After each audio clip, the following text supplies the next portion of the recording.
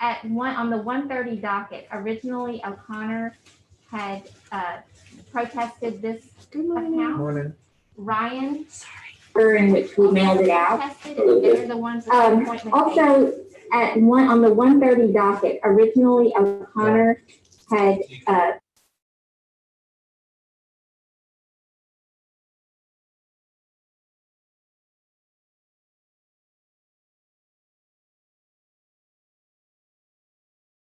from a different agent. And that will be before the rest Do you of want it muted? O'Connor. No. So we've got a rogue account right there in I the don't. middle of everything In the at middle of 1:30. everything, Yes, okay. sir.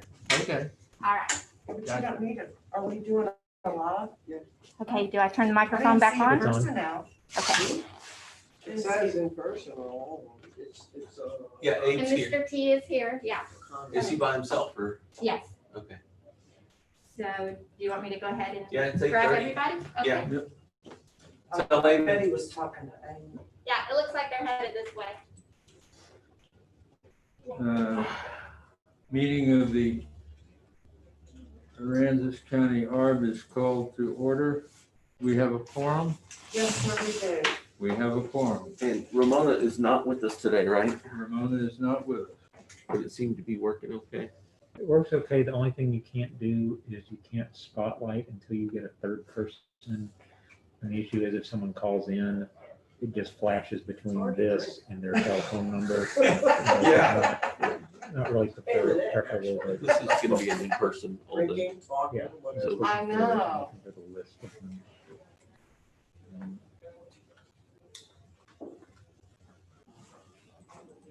So did I miss anything? Hmm? Did I miss anything? No. All good? Oh, but nobody cuts on the phone, it's just you don't see face to face. Right. You can have somebody like this talking here. All right, okay. Can we stay here? You know, you're right here. This is. Oh, okay. Hey, good morning. Hey, This is Abe. oh my Abe lord. is the I board. shake your hand, but you know, the whole thing. I know. Well, I appreciate it. Yeah, you're gonna be right over there. There's Okay. there's coffee in here if you haven't had any already. Appreciate it, Mike. There's also water. Okay. Can I get you two printers on here? No, there's a-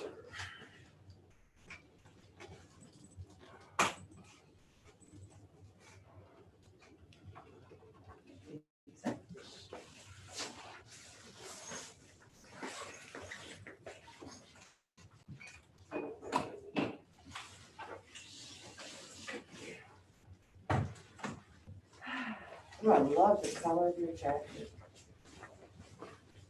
The winter sweatshirt. We're just gonna go down the list. Just go down the list. I got all stripes on. First Oh, one, you're right.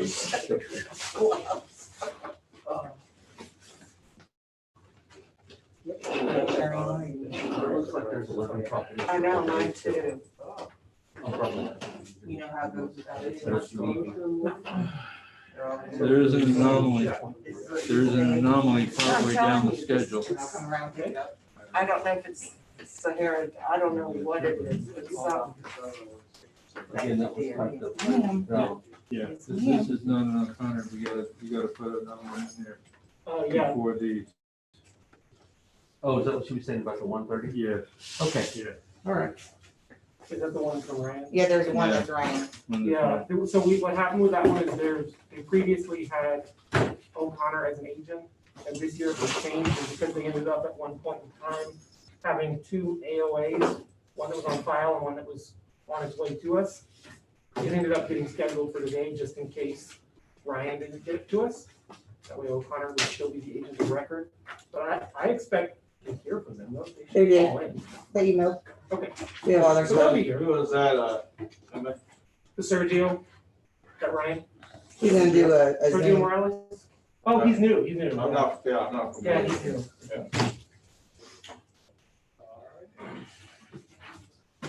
So Abe, Charlie's the chairman. He'll introduce the rest of the board behind me. All right. And this is Abe. He's from O'Connor. He handles the commercial stuff or a large portion of the commercial stuff for O'Connor, so. Good morning. Good morning. Hold on. We all set? Everybody ready? Yes. Okay, we're opening a hearing on case number 2020-60, account number 19135. Abe, I gotta go through the script one time Yes, sir. for the day, All okay? right. So say the governor. This hearing is being recorded. We are the appraisal review board that will be hearing your protest today. At the table, or almost at the table, is Kathy Hoffman, Cindy Duck, and Robert and myself. We're the board. Okay. We do not work for the appraisal district. We are appointed to perform an independent review of your protest. At the end of the hearing, you may complete a survey regarding your experience. Survey may be completed using survey form and email to pcad.communications@cpa.texas.gov or the tablet or online at surveymonkey.com/r/survey-ARB. Survey is voluntary, but we do appreciate you taking it. You also have the right to appeal our decision. Appeal information will be provided to you with our determination. In accordance with tax code section 4145H, all written material that has not been provided must be provided at this time. In all these cases, we have all the information, right? Yeah, we send in the records. Send in all- Way ahead of time. Yeah. Okay. Yeah, unless there's like one piece of paper missing or something that I need to supplement, I'll give you a heads up. Okay. It's really an important piece of document. Okay, the deal is, the law says you can't introduce new material after the Yeah. hearing begins. Understand. I just want to make sure that we have our support evidence that we sent, because we emailed everything in. Beth? I did. You have, Yeah, I've been you talking to got him about everything in there. right? Yeah, so just want to make sure. Thank you, guys. Yes, sir. Our members who are considering the protest have not communicated with anyone about the protest and are signing an affidavit to that effect. I, Charles Powers, do solemnly swear that I have not communicated with another person in violation of tax code section 41.66F. I, Kathy Hoffman, do solemnly swear that I've not communicated with another person in violation of tax code section 41.66. I, Cindy Duck, do solemnly swear that I have not communicated with another person in violation of tax code section 41.66F. I, Robert Dayton, do solemnly swear that I have not communicated with another person in violation of tax code section 41.66F. All testimony from all witnesses must be given under oath. Damon? I, Evan Burke, do solemnly swear or affirm that the testimony I will present to the appraisal review board of the Aransas County Appraisal District is true and correct. Abe, you have a sheet over there, I believe. Text is there, and there's a sheet to sign. I did sign it right Okay. here. Okay, and that's the text to read. Sir, I, Abraham T. do solemnly swear or affirm that the testimony I shall present to the appraisal review board for the Aransas County Appraisal District is true and correct. Mike, you got a swear in or? Nope, Okay, I'm not for this case. okay. Can you show me how this iPad works or this pad? Sure. Beth? That's me. Dave, are you a licensed appraiser? No, I'm not a appraiser. Okay. We're on 6. Yeah. We'll have to break down the protest letter and- This evidence I sent on the CAD app. No, it's the one that we said. We had 3 of them that we don't have evidence for. He said you were gonna bring it up. Okay, we'll I try our figured you best. knew that, Yeah, yeah. this is kind of strange, but yeah, we'll try our best. Beth, what you're saying, there's not evidence in this, is that correct? There's 3 of them with no evidence. And this You want to one- go first? Or you Yeah, this wanna- one. I'll let the president You go let first. them go Yeah, first? we'll go fast today. Okay. Okay, property ID number is 19135. We got a lot of income stuff today, but this one is not. This is just a cost basis. Okay. It's the TG's gift shop, former life, it was a restaurant. This property last year was valued at $362,140. This year it was noticed at $357,820. The only thing that happened was year over year was it depreciated a little bit. If you look at the equity, the first is the equity grid, which shows the first comp is a restaurant that also could be a gift shop. Very comparable down the road, 115 South Fulton Beach Road. Comp number 2 is the Boiling Pot Restaurant, and then you got the Charlotte Plumbers Building and Sugar Shack. Everybody's pretty familiar with those. The market value is $357,000 for 2020. The median indicated value is $423,000. This building just kind of sitting there depreciating. The sales grid, we had to use, this is, in a very tiny little business district. So the 3 comps that we used was a building that was nearby, the sale of the land next to it, and then a commercial building in Fulton. And that yielded an indicated sales value of $492,000 on a cost basis. That being said, this is probably not the best way to value this property. Probably better to put it on income. That was done here. But anyway, both of those grids show that our value is supported. And then following that is just a sales grid for Fulton. Show that we're at 96% in Fulton. And that's really it. That's it. That's it. This property wasn't moved to income this year, and I think our number's a little bit low just because it's been depreciating, but it's just a building. Okay, so, Abe, Yes, ma'am. you've got 2 minutes for cross-examine and then 5 minutes to present. For this case, we just felt that the depreciation should come in a little bit more heavier because in the previous year, in 2017, this building was $355,000. So then the storm came in, and when everything was good and well, it was somewhere between 311,016, 355,017. So we felt like this particular property should be somewhere around like 350,000 instead of 357,000. That's all I have to say. That's it. I'll use whatever time I have for rebuttal to say that that's $7,000 off of our number. It's a marginal difference. That's my today's number because I want to just go fast and get through it. That's it. Okay, That that's was it my for rebuttal both time. of y'all, or Yeah, I'm done. everything? Yeah. Is that what y'all are saying? Unless y'all have any questions. Does anybody have any questions? Good. So do the minus or Yeah. leave it? Put it to 350. Okay, so, on account 19135, based upon what we've heard from the district, appraisal district, and also from the property owner's representative, and taking into consideration incorrect appraised market value, the appraisal ratio exceeding the median level of appraisal, other exemption was denied, modified, or canceled, and that the property description could be incorrect.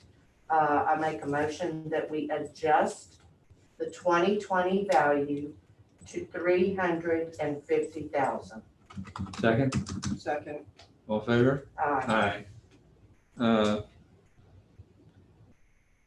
There's an anomaly here. The protest letter includes a whole lot of other Yeah, I saw that. Yeah. And issues. we're supposed to deal with those, I'll stay so, here. Go ahead. I think they're worried about whether or not they have to make a motion on it, Oh, because it was there. oh, really? if it's in your letter, we have to address it with a motion. There was a discrepancy between what was checked on the All right, Protest so letter? let me, and the affidavit of evidence on a bunch of those. And what we found was that they have to go. with okay, protest letter. in addition, the protest Gotcha. includes appraised excessively, so that was, Yeah. I think we need, Cindy, we need a blanket statement that we have addressed all other issues and found them to be not required change. okay. I also make a motion that for the 2020 value, on this property being the $350,000 on account 19135, that all the, that this addresses any issues and that no other issues would impact this value. Okay, that's good. Okay. Second. In favor? Probably gonna have to do this for every one of them, That's okay. because it's a blanket statement. Got it. Okay, hearing is closed. Who's back there, Scott? Yep. You ready? Yep, I'm ready. Okay. Going to be 61. Okay, opening a hearing on 2020-61, account 19136. We do have to swear in. I, Charles Bowers, do solemnly swear that I have not communicated with another person in violation of text code section 41.66F. I, Kathy Hoffman, do solemnly swear that I have not communicated with another person in violation of tax code section 41.66F. I, Cindy Duck, do solemnly swear that I have not communicated with another person in violation of tax code section 41.66F. I, Robert Dayton, do solemnly swear that I have not communicated with another person in violation of tax code section 41.66F. All testimony from all witnesses must be given under oath. I, Engelberg, do solemnly swear or affirm that the testimony I shall present to the appraisal review board of the Aransas County Appraisal District is true and correct. I, Abraham T, do solemnly swear or affirm that the testimony I shall present to the appraisal board for the Aransas County Appraisal District is true and correct. You go first. I'll just let it go. Okay. Yeah, I'll just let it go. This account is 19136. It is the Charlotte Plumbers Restaurant Building. Last year, it was noticed at 384,440. This year, it was noticed at 383,220. Again, this was not moved to an income value, and it also wasn't it wasn't adjusted or updated in any way this year, so it just depreciated. The comps that were used are other commercial properties that are right nearby, showing land, a nearby building, another commercial building, showing that there is a median indicated value of 409,000. Our market value is 383,000. That being said, our sales volume on restaurants, especially like this, is super low. It's the district's opinion that this place is hugely undervalued. Regardless, even outside of the intangible value of the fact that it is Charlotte Plumbers, it's just really amazingly situated, and it's a functioning, upper middle restaurant. The equity grid showing other buildings nearby. You got Loon Dogs and just other little restaurant buildings, and including the yacht club.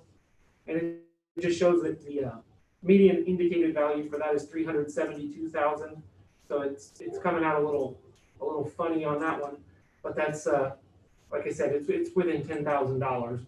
The main thing is it's hard to compare this building to other activity or even other buildings because it's so unique, which is why doing it on an income basis would be way better.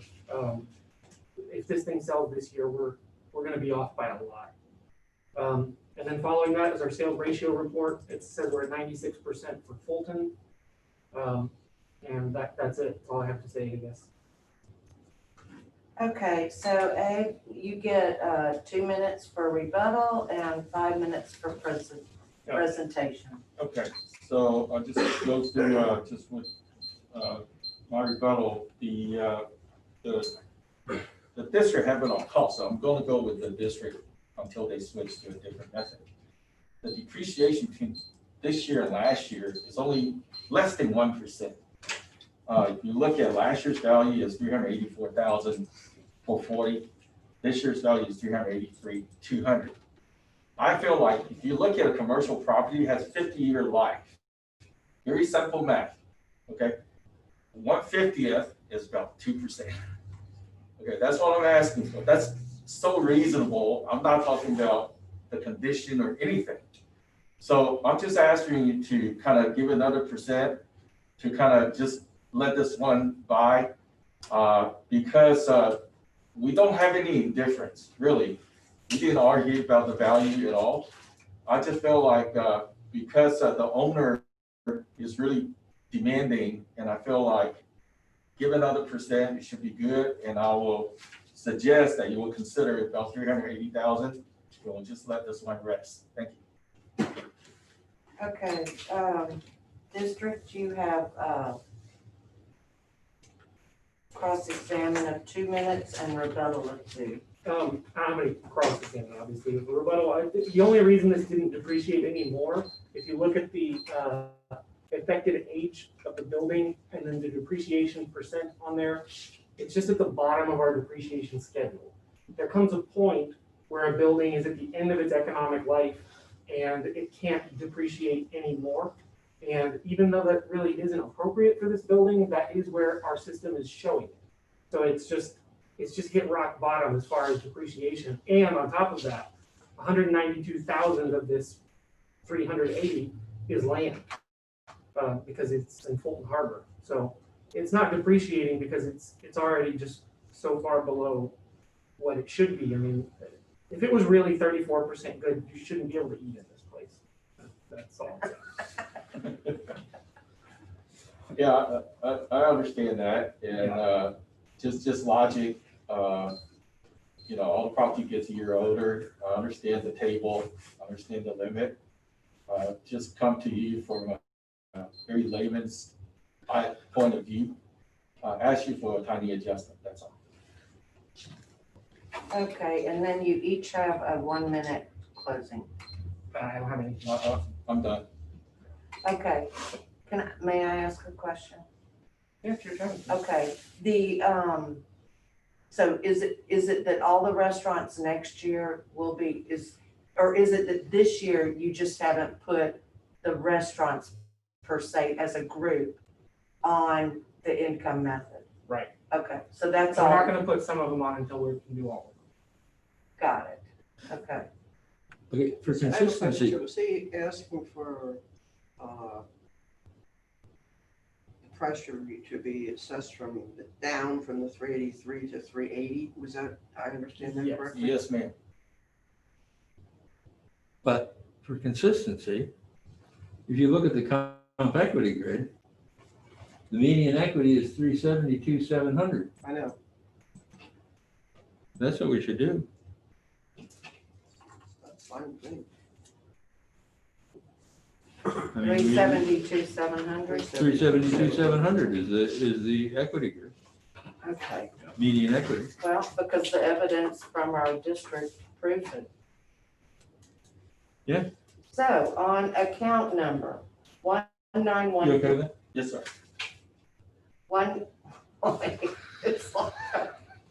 On account 19136,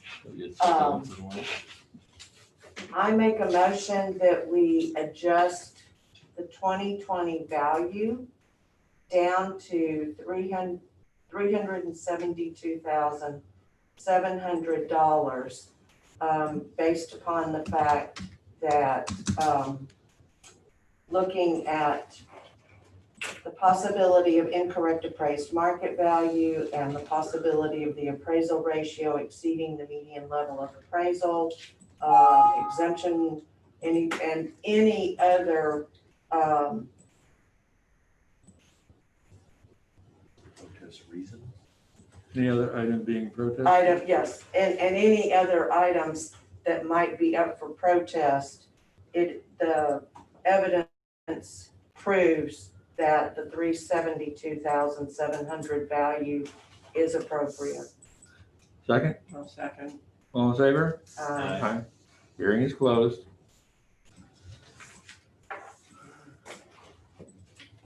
Okay, Where's my lady? Yeah, you don't have to wait on me. 63, I believe, is gonna be the next one. Yeah, I know. 63. My lady is. Yeah. Oh, okay, missing. Let's see, yeah. I'll be Dana White. I have to get some big letters for you to stick up on the wall. Dana White. We could do Or Jack ACAD. Black. I'll be Jack Black. We could do ACAD, No. well, Jack Black, that'd be okay. I got the wrong one for Michael. Oh, you do? Y'all can remember? It's just, yeah, no, that would be, I think that was Did I give you the wrong? This is correct. Wait, these have our names on them? I thought these were all the same. No, but No. account number should read 19611 on Oh, the yeah, right it hand. is. Yeah. Damon, you're swearing in, we're swearing in, we haven't talked to anybody. Two different ones. Oh, oh, I two see, different I see what you're Yeah, saying. there's two different. Give them the- Okay, are we ready? Opening hearing on case ID 2020-63. Account number 19611. I, Charles Powers, do solemnly swear that I have not communicated with another person in violation of tax code section 41.66F. I, Kathy Hoffman, do solemnly swear that I have not communicated with a person in violation of tax code section 41.66F. I, Cindy Duck, do solemnly swear that I have not communicated with another person in violation of tax code section 41.66F. I, Robert Dayton, do solemnly swear that I have not communicated with another person in violation of tax code section 41.66. All testimony from all witnesses must be given under oath. Damon? I, Eamon Burns, do solemnly swear or affirm that the testimony delivered at the appraisal review board to the Aransas County Appraisal District is true and correct. Yes, sir. I, Abraham T. do solemnly swear or affirm that the testimony I shall present to the appraisal review board for the Aransas County Appraisal District is true and correct. Okay. Damon first? Yemen first. Okay. All right. This property is. And this is on the cost method, right? Through. Make sure. This is 19611. This is a hotel. So it was moved to income value this year. Last year, the hotel was noticed at 3 million. This is the La Quinta, over on the edge of Fulton Rockport. This year it was noticed at 6,239,850. In the year prior, in 2018, this was one of the few hotels that was open, and then it was really busy, and then it hit this year, obviously. But it's just a motel with a national flag on it. If you scroll down a little bit to our income worksheet. Oh my gosh, the income worksheet not in here? Yeah. It's not showing up. There's two files, Oh, another there's thing, another there's one? two files. Yeah, There's text. Can we just open it in PAX then or something? Just so we can see the calculation for it. Yeah, there's no income sheet for this. In this folder. Well, I still want you guys to see the Yeah. numbers, so Where do you want me to go? just put it up on the wall, so we'll look at the, Where? oh, it's under value. property, look, just listen to me, property. Values. Yeah. Income, and then click the one that says direct cap. Click 2020. Details. Direct cap.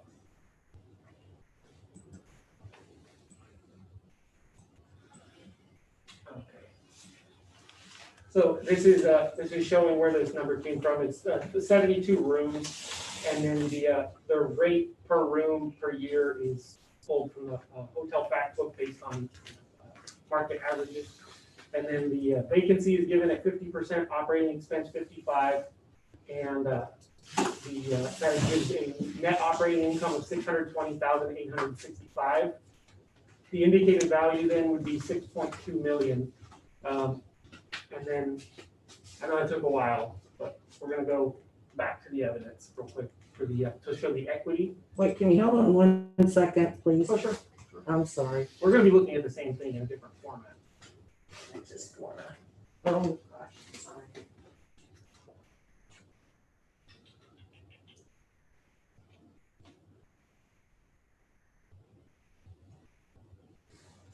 Expenses are 55% of. That's what was initially noticed, yes.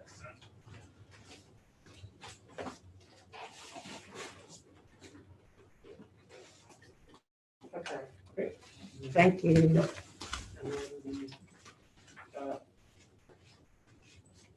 okay, So yeah, this just shows the La Quinta, the Holiday Inn, the Inn at Fulton Harbor, and the Fairfield Inn. They were all given the same model. Same expenses, 55%, same vacancy, 50%, same cap rate. The tax rates are different, the number of rooms are different. Other than that, they were all treated equally. That being said, hotel expenses have been shown in our initial model to be too low, at 65% seems to be more accurate. So it was offered 4.85. In addition to that, there was an outstanding settlement offer for this at 4.5 in light of this hotel.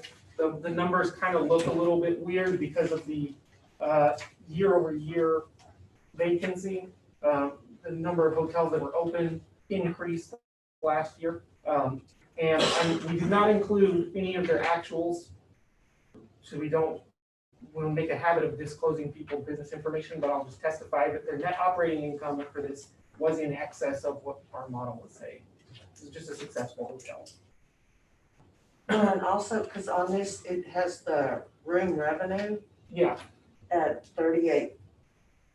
And so, it's a surprising. that seems, what's surprising about it? To me, that just seems low. That seems low. Well, I mean, But when the you problem take the is it's a expenses- market average. We have to do the market model. So the lower performing hotels, it's gonna look high compared to what they're really doing. And the better performing hotels, it's gonna look a little low compared to reality. Because it's an average. The La Quinta's numbers are included in the data set that makes that average, but so are the, other lesser performing hotels. We just have to come up with a market model. Okay, and then so you made the settlement offer to them of the 4,853,220. Yes, and there was a, that's actually just the blanket based on adjusting our expenses for this Right. hotel in particular. I think that there was other discrepancies and vacancies and whatnot that was offered at 4.5. So you have gotten their actual numbers and you've reworked it, and that's what the numbers came out to?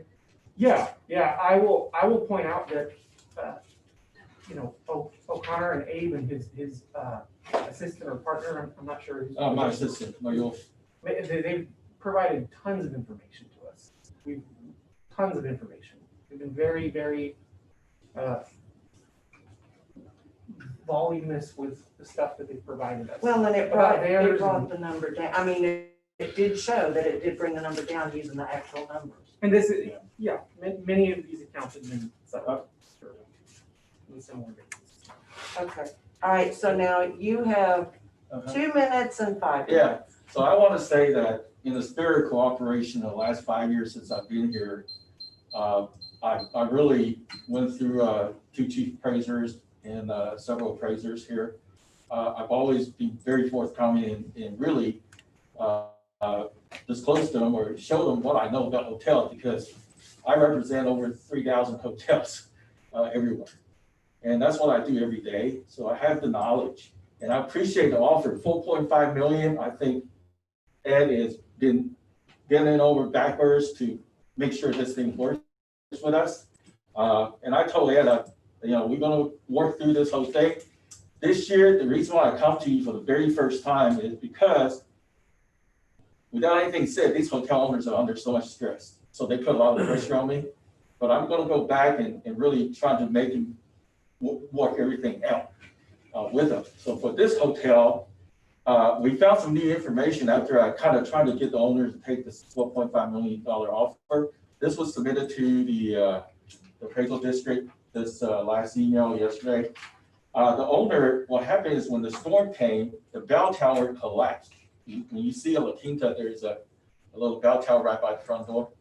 That caused a lot of problems.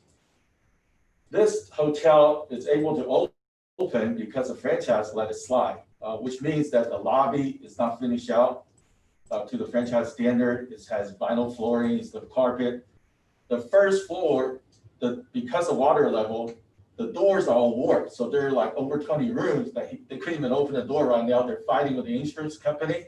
They don't have the money to do anything. So with this said, the owner says, look, it's going to be somewhere around $300,000 to 400,000 to get everything corrected. And the franchise is just letting them slice, they have revenue.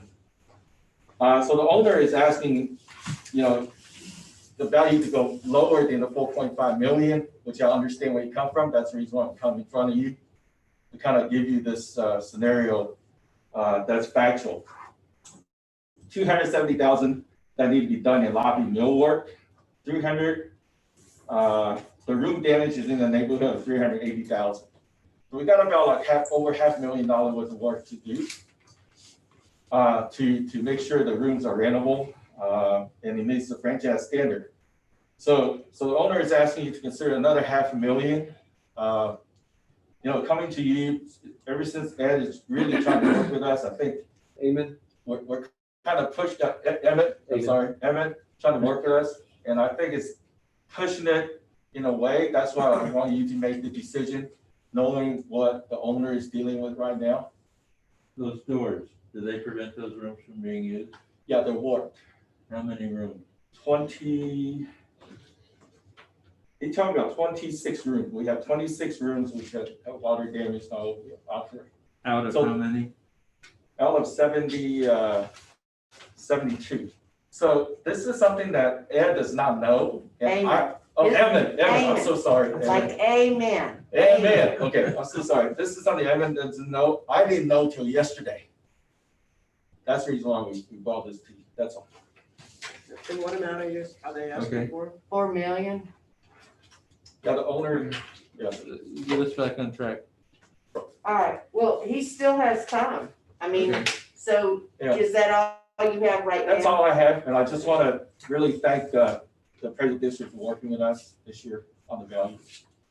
Okay, all right, so now district, you get 2 minutes, cross-examine. I have no cross-examination. The only thing is our hotels are required by law to submit their room rates and their occupancy to the comptroller, and then they get published as public information. At the end of the year, we'll just be purchasing that information. Yeah. So a hotel like La Quinta isn't going to be skirting that responsibility. The number of rooms they have available and their occupancy is unknown quantity to us. Unknown, Is a known quantity. We know Yeah. what it is. It's a known Yeah. thing. That's Yeah. where we got our number of rooms Yeah. for this. We didn't go in and count, stand in the hallway. 72 rooms is what was reported as being the number of rooms that they rented out for on December 31st, 2019, and therefore January 1st, 2020. But 26 of them were. That's not what they reported to the comptroller. The number 72 is that's what they reported as having. I don't know if maybe there's another 26 on top of that in that hotel. I have no idea. I just know that it says 72 in the fact book. That's where that number came from. Yeah. So. and in your formula, Mhm. you plugged in what percentage of vacancy, sorry.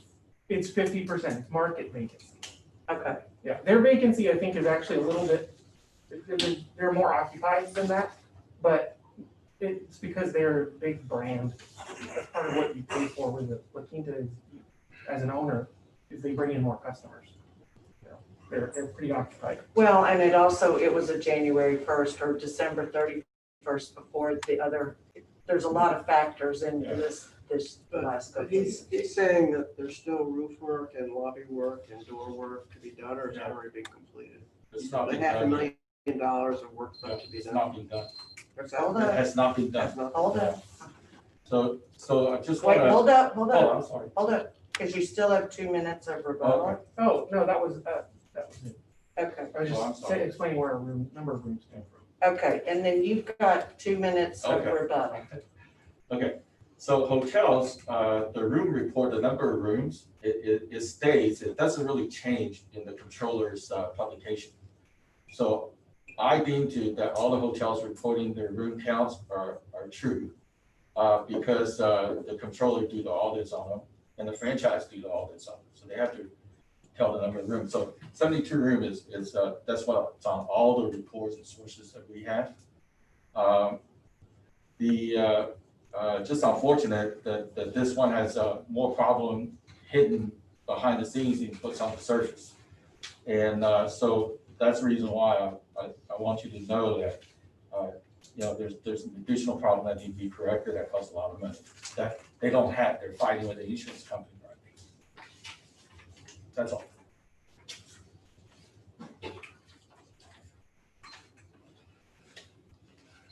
Okay, so, Eamon, you get a minute to close. I think, you know, we muddy the waters too much. I just will point out that this is one of the more successful hotels in the county. And their NOI last year was higher than what our model was showing their income to be. You know, they're doing very well. I think that, you know, when we adjusted to higher expenses to the 4.8 and then the other 300,000, 400,000 that's outstanding, regardless of whether or not it was covered by insurance or whatever.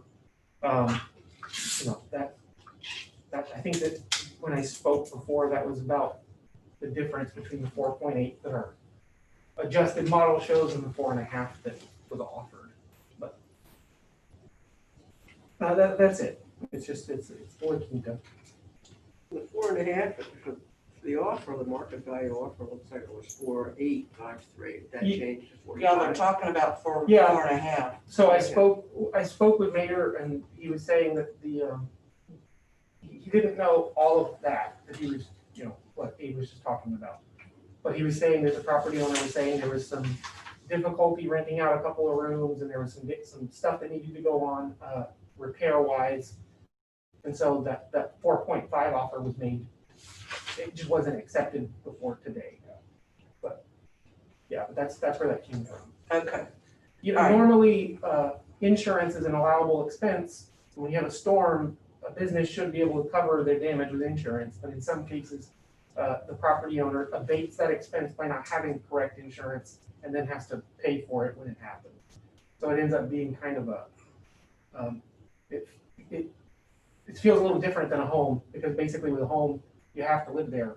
And when it gets damaged, you got to fix it. But with a business, you're kind of expected to have it insured to be able to afford to fix it if it's damaged, that kind of thing. That's where that came from. All right, and then Abe, you've got 1 minute. Just name To he close. says, you know, pretty much he said it all. It just, you know, what we found out yesterday was just for additional consideration. We were missing the number of room, we were missing the cost of this room.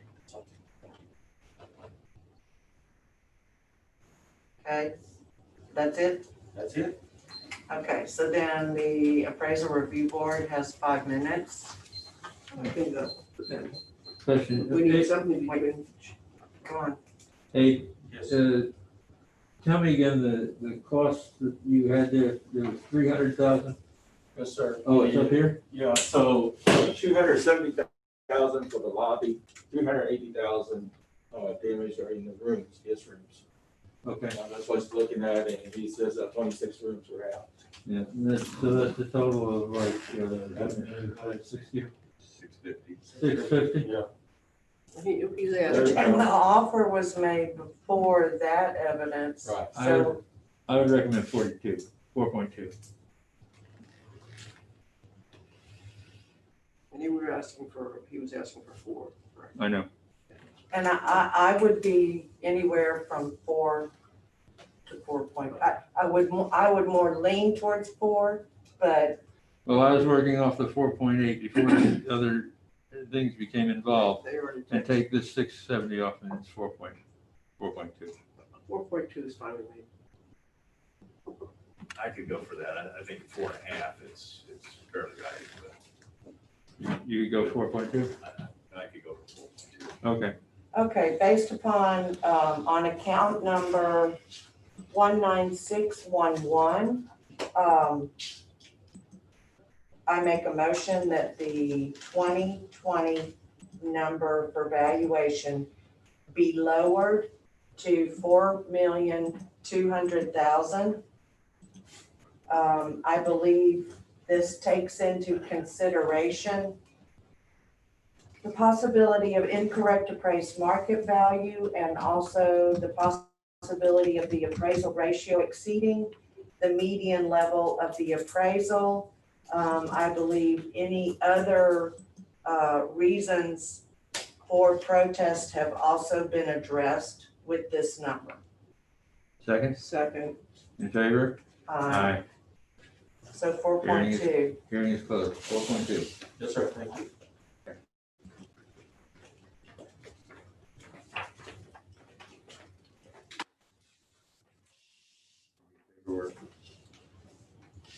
She's right behind you. She's quiet, you just don't know she's there. And my ninja mode. I know you got that mask on. I can't wait till you jump on the desk. Oh my gosh, don't encourage me. Are we ready? Wait, hold up, two of them stepped down. Yeah. Actually, you can probably start with the swearing in. Actually, I don't think you can, you don't have a form For swearing in, to open the hearing. because his first words are, I'm opening the hearing. Got it.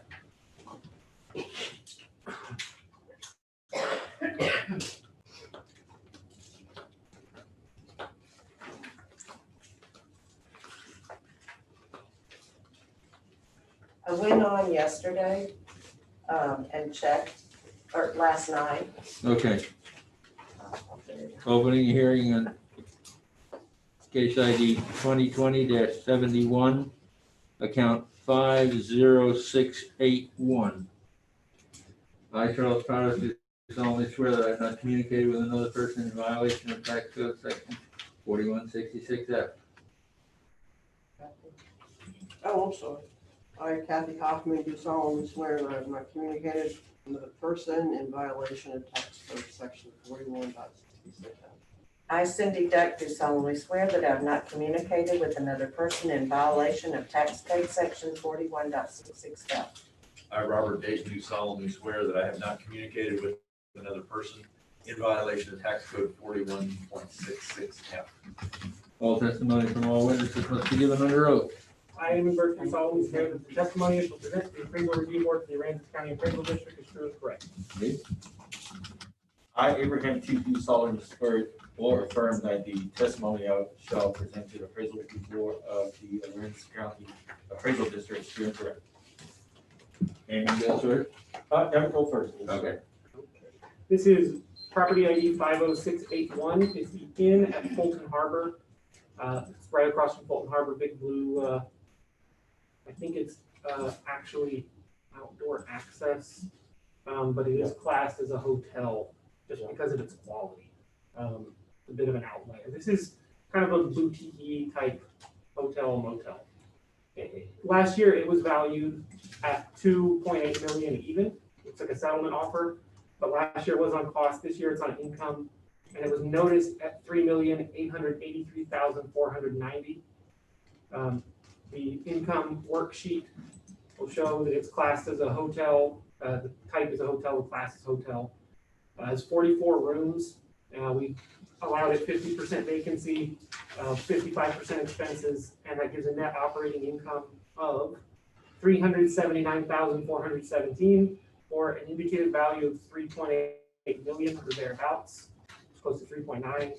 On the next page, the equity grid shows the Inn at Fulton Harbor, the Holiday Inn, the Lighthouse Inn, and the Fairfield Inn, other hotels competing with this property. And they have the same vacancy, cap rate, expenses, etc. The settlement offer was an adjustment based on the fact that our initial model's expenses have been shown to be too low.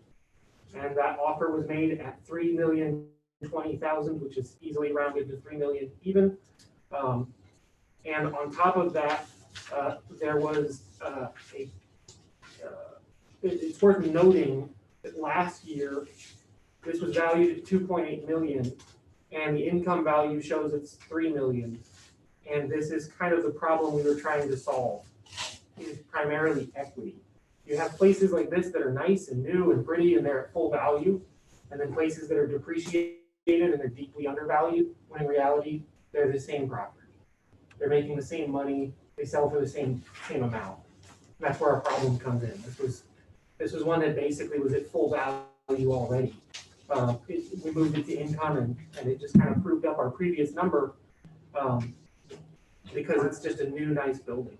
And you know, it's, the equity problem comes in with older, more rundown places that are making the same money, that are not remotely assessed the same as places like this, that are obviously nice. But that's it, that's all I have to say.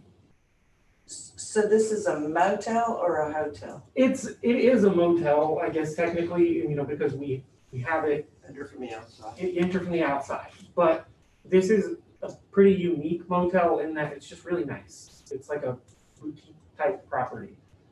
So it's just a little bit different. There's a lot of subjectivity with places like this. You know, it's just a nice little, it doesn't compare directly with a Motel 6 or something. You know, it's not the exact same thing, but it's also not, you know, the Hampton Inn. And it doesn't have brand recognition. Right, and well, there's nothing to take out in that sense.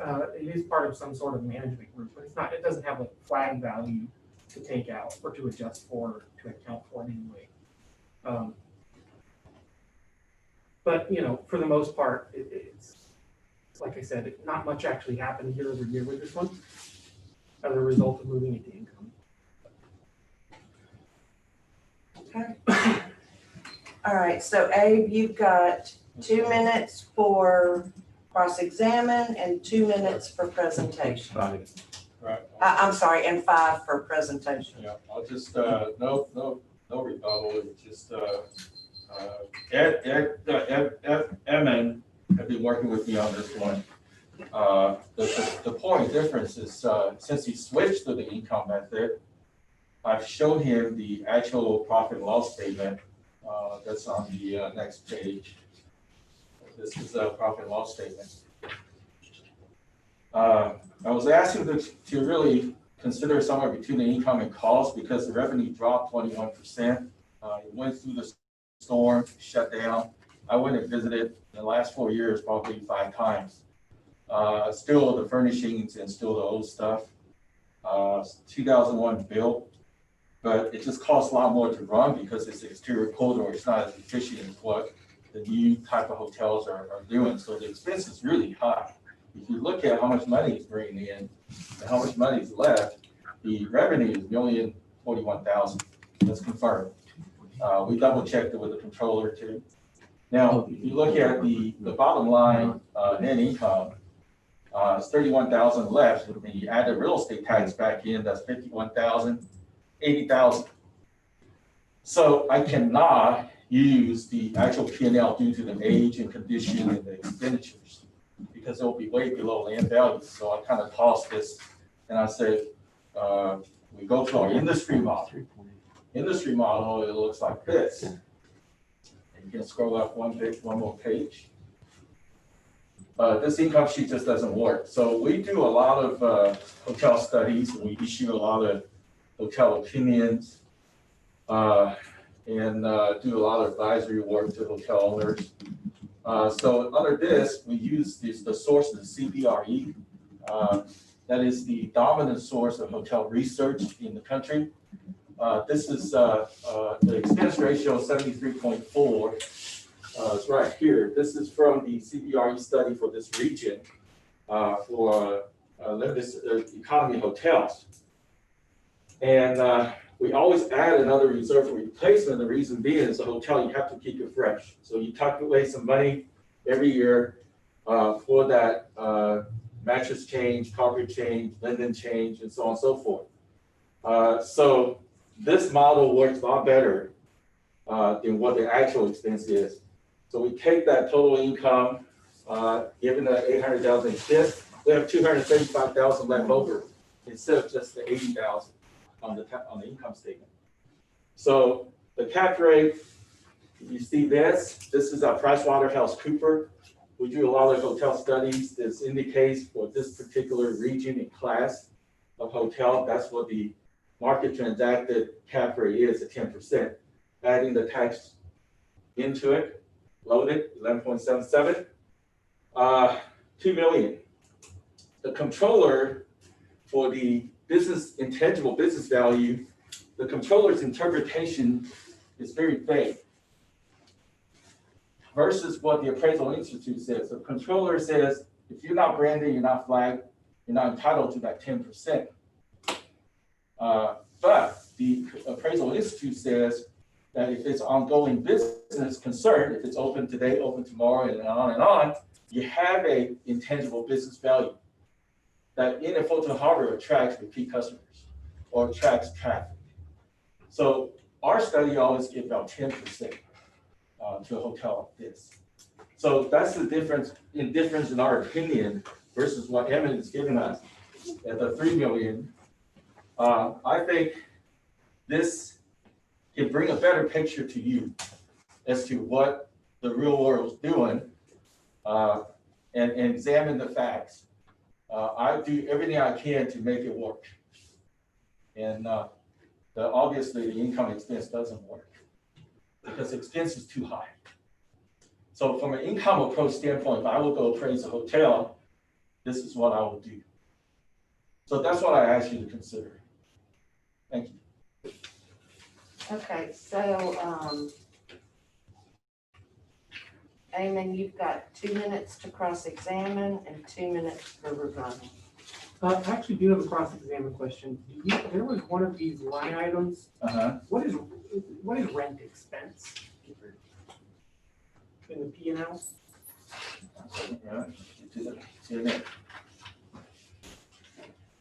Sort of in the center there. 5078. Yeah. It's up on the wall. Okay. Oh, it's right here. Yeah. 5078. Yeah. Okay, so a lot of times these ownership instead of paying a mortgage to lease the property back to themselves. So in terms, it is a viable expense for that property. Okay, so the for the rest of my cross time and whatever my rebuttal makes up, the P&L statement on here, I have seen this. The net income includes a lot of unallowable expenses, things like payroll taxes, that kind of thing. So it just comes out to where their net operating income is much higher than that 31,000. It ends up supporting our valuation. I mean, as far as like what is actually happening, the problem that's being addressed, to think a little bit higher level about this, is that if this hotel sells this year, it's not going to sell anywhere close to 1.8 million. And that's the problem we're solving. If we keep having things like 1.8 on hotels like this, we're not even going to be arguably excusably close to what they're selling for. And the notice value back to the adjustment, it's already a significant change from what it was noticed at.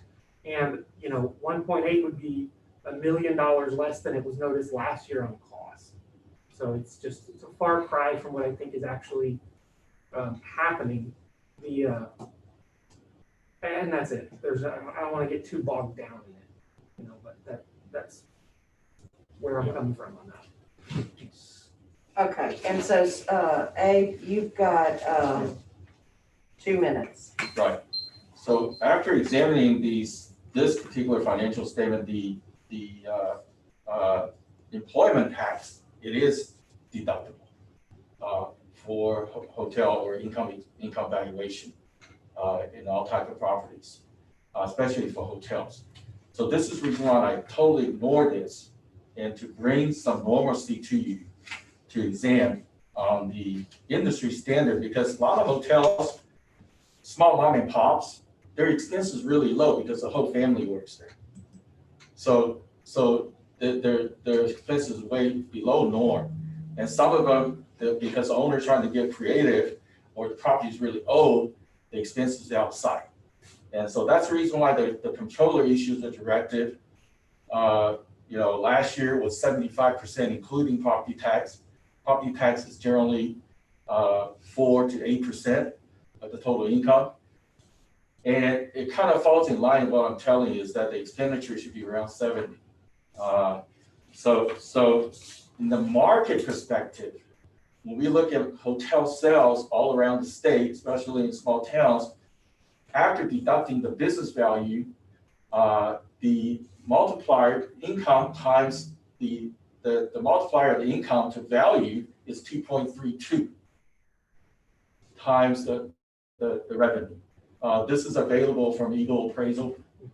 They're the acting chief appraisers or assistant chief appraisers in a lot of Texas counties, and we do a lot of hearings with them. So even at 2.32 rental multiplier, this hotel is somewhere around 2.3 million, thereabout.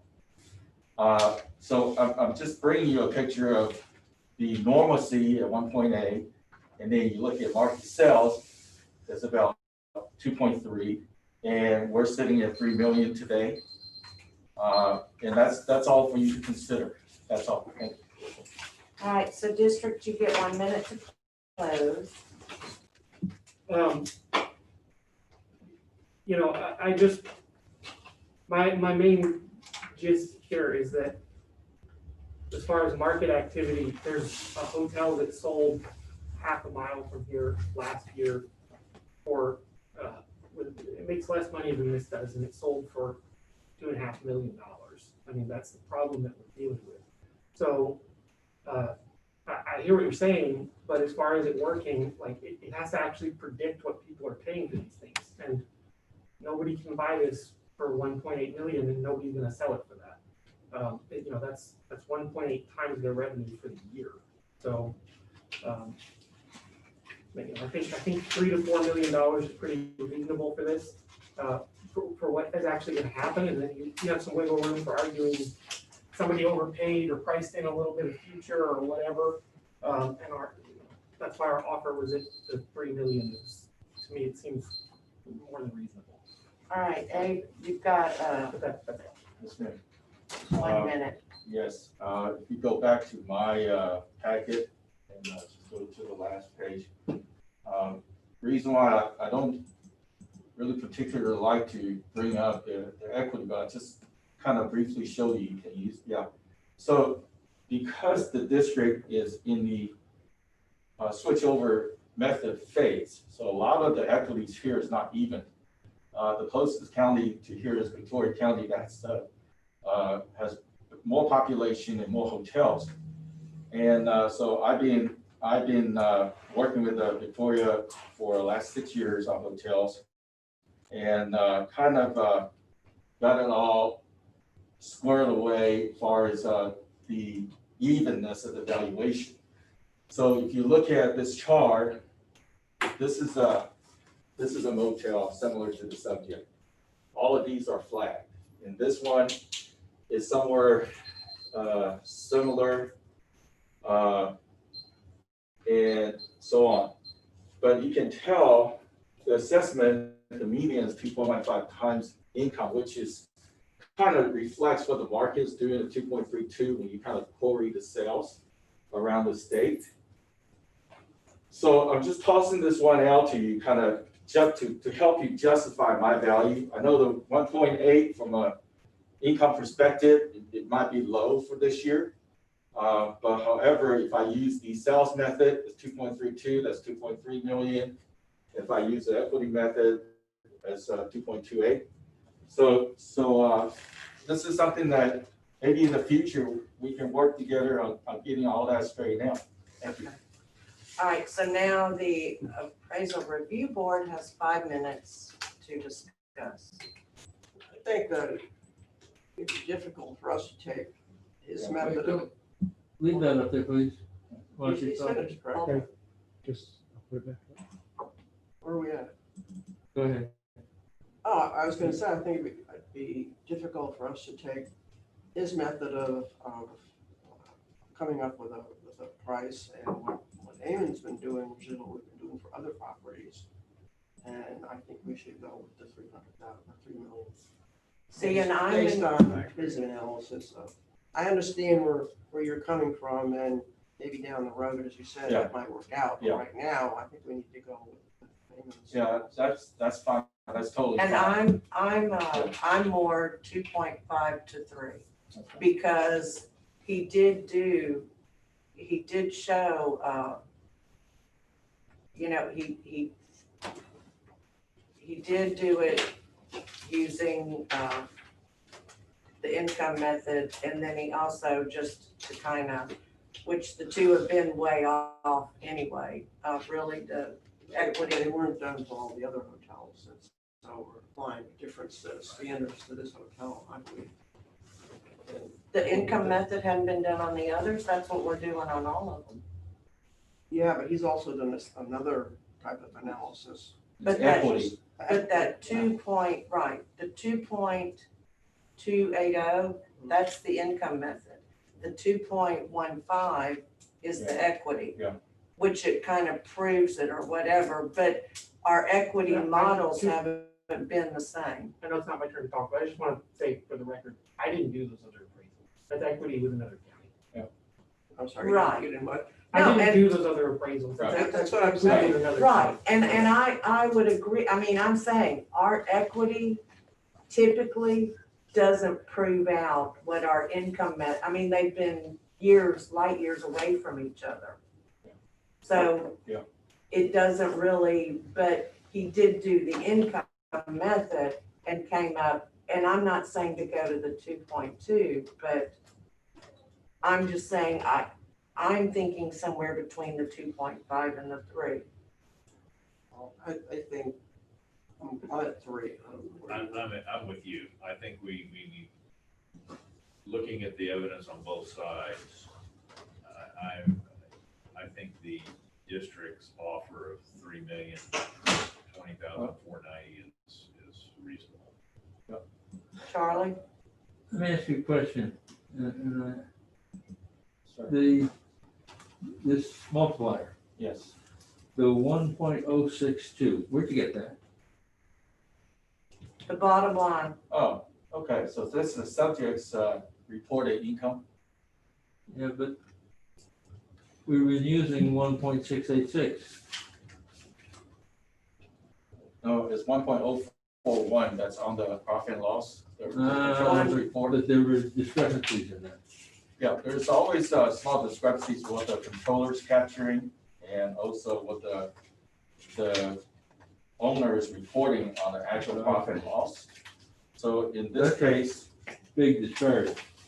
yeah, it's because the owner has some taxes that need to be removed, of 5,000 and then so on and so forth. So we kind of even it out to be close to that number. But the 600,000 worth of. no, it's the difference between here and what's on the controller's report is 20,000. The difference between that and what's on the district. Oh, that's an income. That's an annual revenue. That's an annual revenue. That's not the value. That's how much they made in 2019. So the income multiplier method is the multiplier from the median times the last year's revenue equals value. That's how we arrive at that. Where'd you get the 186? Well, I'm talking to Eamon. Oh. Where'd you get the 1.686 1.6. Where do you see that? gross potential income? Well, that's because that is the expected potential income based on a market model for this hotel. Yeah. The actual is going to deviate from that in some way, but it's a complicated relationship, right? Like if you spend less on keeping up with your hotel, your vacancy is going to go up. Right. So it's taking it out of one and putting it in the other. The actual what's reported to the comptroller as being their income is expected to be pretty realistic. The other thing is we don't use gross income multipliers for any property category, and I'm having a hard time. I don't know. I've never seen one actually work. Okay. Like I've never seen one predict the sales price for anything. Yeah. Like, I gave you a 30-second brief, if you allow. Income multipliers used in a lot of the major appraisal districts such as Houston, Dallas, Fort Worth, even down the valley, that's what I'm going to in Brownsville, in McAllen, Hidalgo County. They all use that to kind of even things up, to kind of, it's a way to gauge to treat everybody fairly. And so just give you an example, in Dallas, it's 2 multiplier. That's how they value all their hotels, and we represent over 200 hotels. In Tarrant County, in Fort Worth, it's about 2.16. When they notice like 2.3. And so down the valley, they notice that Cameron County noticed about 2.38, and then Hidalgo County noticed about 2.5, 2.6. So all the districts kind of use that as an indicator of fairness by class. Right. Yeah, so that report that I show you for those multipliers in Victoria, it's a season type evaluation, which means it's done and adjusted year after year after year to make it fair to everybody. That's all that is. Okay. And I don't know how long that'll keep up. Yeah. I mean, the comptroller isn't judging us that way. No, the controller's They're coming not. in and they're doing this and they're doing it pretty Yeah, aggressively. when the district gave me offers in other places, they would just say, yo, this year it's gonna be 2.15 for all your property, done. Yeah. That's how the business done pretty quick, but I will share more information about that perspective with appraisers here. Okay. Yeah. I got it. Thank you. Yes, sir. Go ahead. I'm still at 300,000 based on, I guess I don't understand totally. 3 million? 3 million. What's that? 3 million, I'm sorry. All right. He would love that Oh, 300,000. Come on, it's just a few I zeros. understand where he's coming from. We haven't done No, that. it isn't even a few, it's just one. So, to clarify, 3 million is where I'm at. That's where I'm at too. All right, great. So based upon what we've heard from the district, appraisal district, and from the property owner's representative on account number 50681, I make a recommendation, or I make a motion that we change the value for 2020 down to 3 million. We believe this addresses the possibility of an incorrect appraised market value and the possibility of an incorrect appraisal ratio exceeding the median level of appraisal.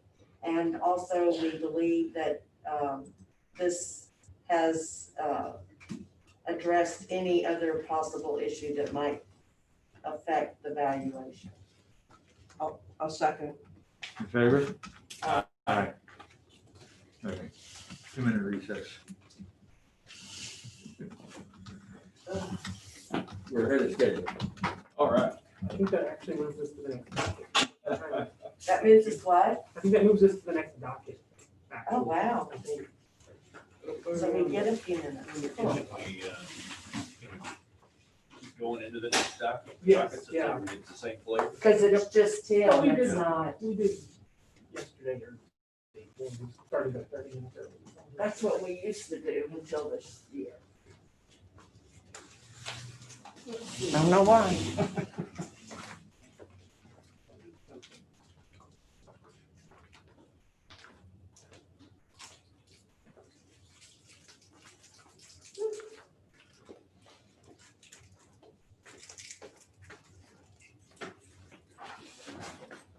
So I went on last night.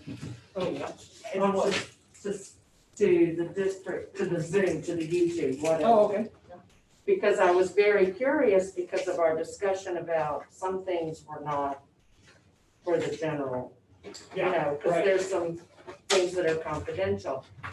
And I was like, I was freaking, you know, I was like going, oh my God, because I was thinking back to how you're able to zoom in so that Ramona can see, okay? Right. So then I was like, oh my God, you know, we just got going. Right.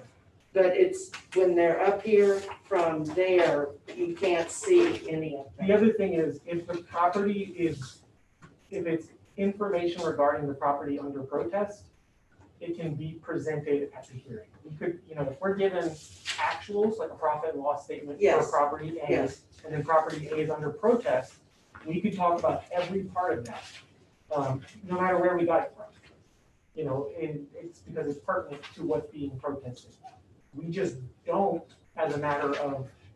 Well, it's kind decency, of basically, right. I mean, and I agree like, with that. I'll just say, if there's something relevant, but, I'm not gonna,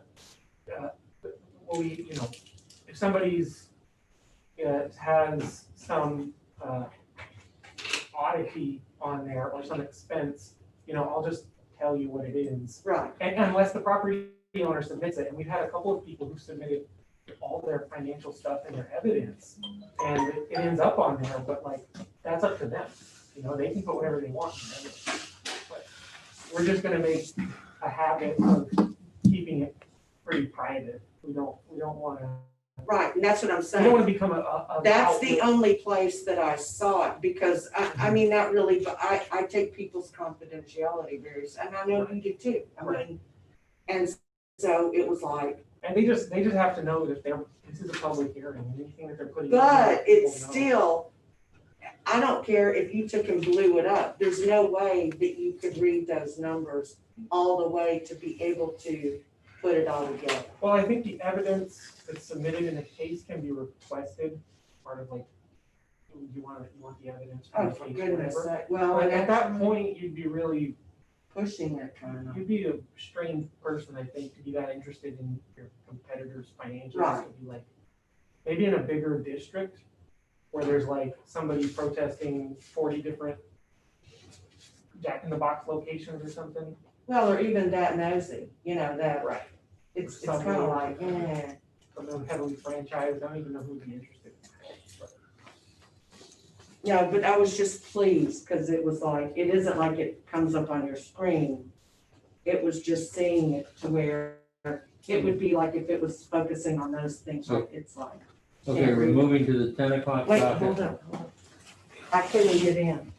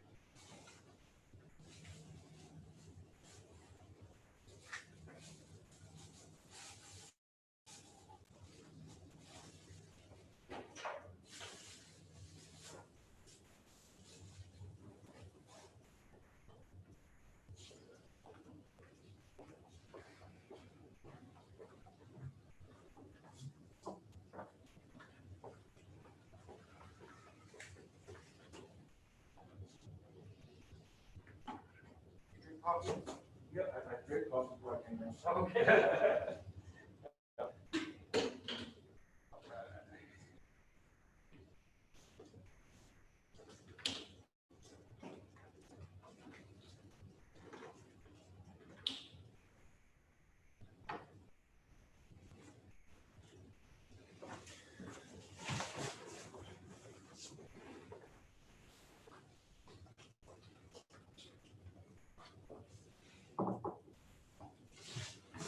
It just means the room really quiet today. It's pretty quiet today. Missing. You hear that whisper?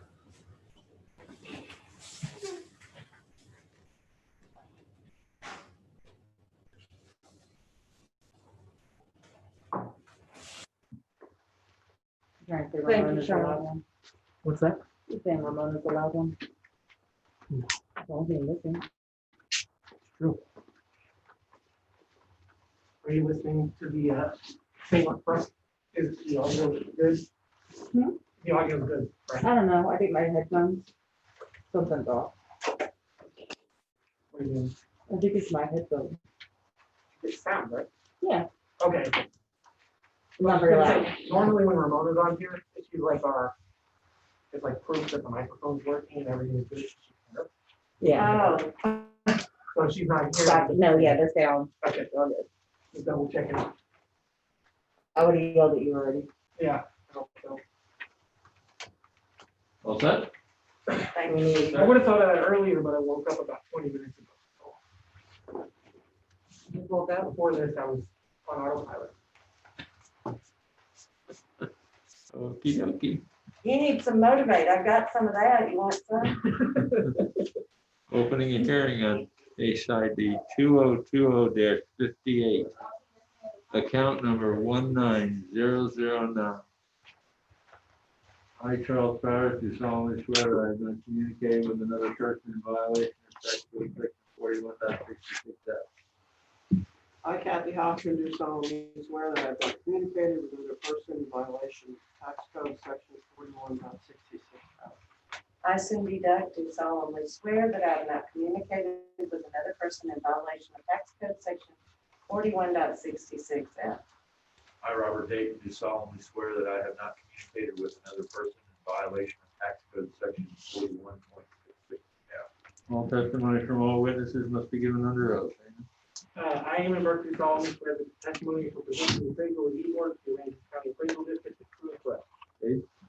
I, Abraham T. solemnly swear or affirm that the testimony I shall present to the appraisal district, the appraisal report for the Aransas County Appraisal District is true and correct. Yes. All right, the property is 19009. It is in Motel 6. That's the only Motel 6 we have. And last year it was noticed at 1.7 million even. Well, it was finalized at that property settlement. The notice value for this year was 2,790,590. One of the things to note about this Motel 6 is it was one of the ones that was open the year after Harvey. And so if we look at the actuals from 2 years ago, it looks like it's just the most profitable hotel of all time, but it's because there was nothing else open. So this year, their vacancy went from like 80-something% to normal vacancy. The type is hotel and the class is motel. This is the prototypical big brand motel. There's 49 rooms per the comptroller, and it was given a room rate of 25,185 for with 50% vacancy, 55% expenses, for a net operating income of 277,664, and that yields an indicated value of 2.79 million. On the next page, that shows the Motel 6, the Harbor Inn, Chevron Reef, and Bayfront Cottages. Those are other motels. The exact same model is applied to them. The big difference between hotels and motels is going to be in the room revenue. The room rates are different, but the proportion and amount of expenses kind of tracks with that. That's competition just creates that. The expenses in our initial model have been shown to be too low. 65% is a lot more accurate, and that yields a market value for this of 2.17 million. Even rounding it to 2.1 million is totally within reason. But that's pretty much it. It's based on a net operating income of 277,000. And that does, I will add that does include the franchise fees and that kind of thing for this, because they have them, because it's a Motel 6. They don't get to be a Motel 6 for free. So those kind of things are available. And that's it. So the offer was 2.17. 2.1, yeah. It's 2.17, but I mean, it's 2.1. Right. Just for clarification, that 6% Motel 6 thing, is that a tax included in the tax rate? It's not a percentage. They pay a flat franchise fee. Oh, okay. Like they basically lease the brand from Motel 6. Okay. And they make up that difference hopefully by getting it. Gotcha.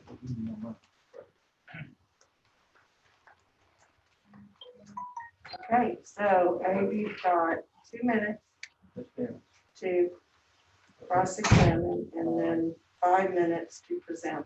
Can I look at the appraiser's income analysis?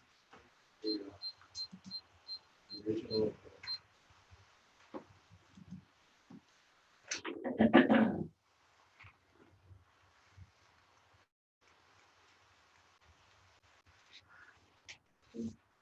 So the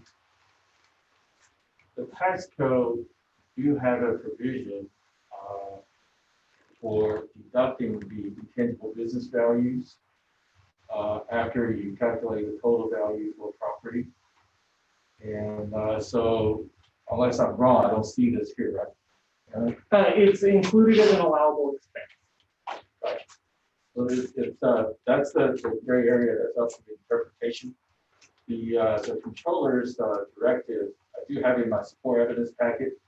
Not going to bring it up because I submitted. I just want to read it to you. From Bill Messick. So he says for a lifting service brand to be a 0.17% deduction below the line, and below the line means after that total calculation. And then overall expense rate is 75%, does not allow franchise fees. So that comes to value of 65. But however, what's missing here is the intangible deduction below the line that's in the tax code. So we do this pretty much everywhere, and you understand how that works. Now, the reason why I can settle with him is because their incomes dropped 20–30% per hotel compared to a year ago. So if a business owner sitting here, I'm losing money and I have to pay more property tax, that's kind of thing that they can't joggle in their mind. Even though I try my best to explain to them so they still couldn't agree to the value. How hotel owners look at property tax is total payment last year and total payment this year. That's all they know. They don't care about value or anything. Okay. So so you can bring my analysis back up. I do have the actual profit and loss statement that I gave to Emmett. So using that, the expense is not too high because when you drop 20% revenue, naturally you don't have the money to, the expense ratio will go way up if you're trying to maintain the same standard.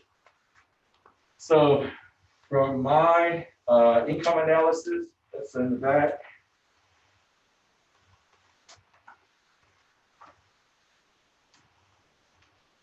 I was, they come out to be somewhere around 1.4 million. And knowing that the income dropped and knowing that the fact that last year's value was somewhere around 1.7 million, because the method changed and so on and so forth, I would just recommend last year's value. That's the best I can do. If you will consider that, that's all. Thank you. So when you say last year, you mean 1.7? 1.7 million under the circumstance. Okay, so Eamon, you get 2 minutes to cross-examine and 2 minutes for rebuttal. Yeah, I understand what you're saying about the year-over-year change. Because last year was a banner year, places just packed all year, and so their revenue was in excess of just over $1 million. It was really abnormal. You would not want to be using that number to value. Nobody's going to buy a hotel and expect that to happen. Just a real abnormal year. So the drop in revenue for places like this that weren't open is just because there's so much more available. There's places to stay other than the Motel 6 now. So their vacancies are kind of back to normal atmosphere. I will say that it's kind of beyond the scope of, doing this, but the intangible value of the motel, for Motel 6, I did quite a bit of work on it myself, to try and figure out what that actually is, as opposed to a hypothetical 12, 15, 10, whatever, and tried to abstract it out and came up with a very promising method for figuring that out. And it ended up resulting in the same change to the valuation as allowing the franchise fees as an expense, The reason, my theory is that it's because there's so many Motel 6s, there's so many business owners that they can achieve accurate price discovery as far as the brand of Motel 6. What is the franchise, what's an appropriate franchise fee for Motel 6? They both negotiated their way to a very realistic value because there's so many of them. But I will say that, you know, it is contradictory from the comptroller, but they didn't allow any intangible flag values on stuff when they valued our hotels. They're sort of measuring us with two different sticks, but I think that it is appropriate. So that's, you know, I included their franchise fees as an expense. I think that works, but anyways, that's That puts it within the 65%. yes, yeah, the thing is, they, you know, if you look at their actuals, yeah, they have this extra expense and stuff, but it's a Motel 6, so they do better. That's why they're paying. They're paying because they're doing better. So it's like your expenses go up, your revenue goes up, and it just kind of, we're not really getting anywhere. I think the advantage for a property owner is that they don't have to market their hotel, they don't have to set up their own booking service, they don't have to come up with a business plan. You know, it's Motel 6 sort of easy, it makes their life a little easier, but it's arguable whether or not they actually make more money than if they had just done it themselves, you know? Probably not. Probably just a different way of doing the same thing as running a motel yourself. You know, in that sense, the hotel owner is kind of a customer of Motel 6, same way you would think that we are. So So the 1.7, 1.7, I believe, was last year's value. yeah, That's last year's value. And you know, if we had done an income workup on last year's value, this hotel would have been, we looked insane. We looked like a $4 million. right. But that's last year, you know. So last year was on equity, Last year was cost. for cost. Yeah, just depreciated cost. where are we? Well, now we're at, Abe gets 2 minutes for rebuttal. Yeah, I'll just ask the appraiser to pull up my support evidence. Just do this once so you can see what kind of materials I prepared to justify my methods and evaluations. So can you go through this one?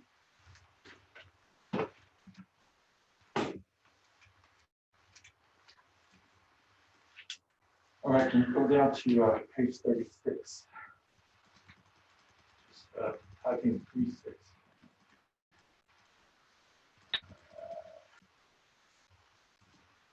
Yeah, so this page shows you the tax code. It says tangible personal property, such as franchise. So all these hotels that's flagged do well in contracts. So this one, that's the reason why the controller gives an indicator of percentile of the business value to hotels because it has all these ingredients that's applicable by law. If you go to page 42,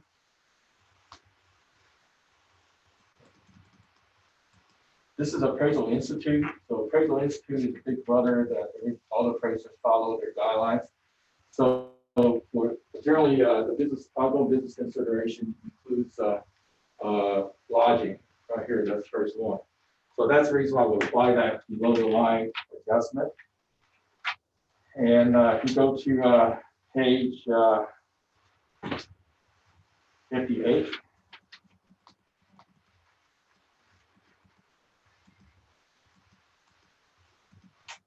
This is Bill Messy. He's with the controller, so he emailed our district teacher, which is a contract appraiser for appraisal district.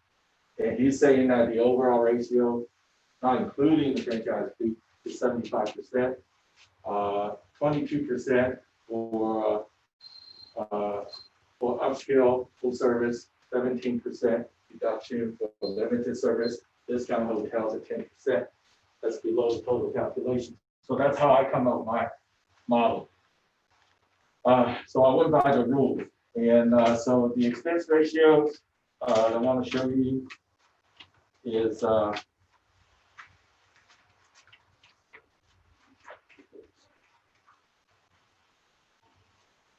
on page 17. Book 17.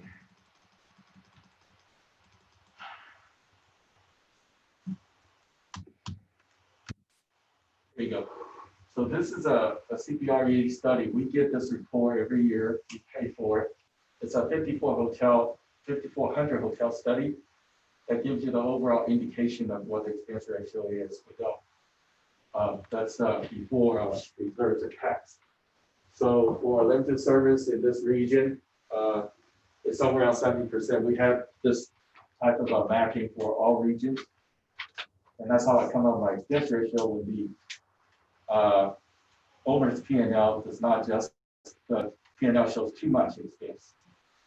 And so page 9.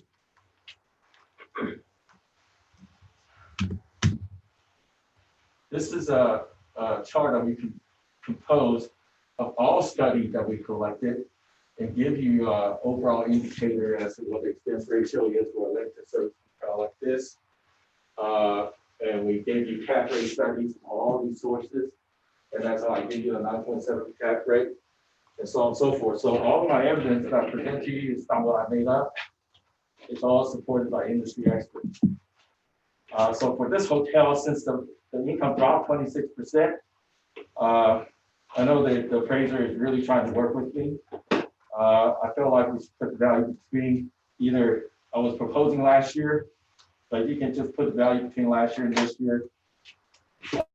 Somewhat justifiable because my support evidence is valid. That's what I'm saying. And what I'm asking you to consider is kind of like not pushing the limit, but trying to be reasonable. Well, now That's he all. offered you the 2.1. Yeah, he did. And So I'm saying that would because be- last year's 1.7 and the income dropped, and my actual analysis shows an income value of 1.4 million. Applying all the methods I just showed you.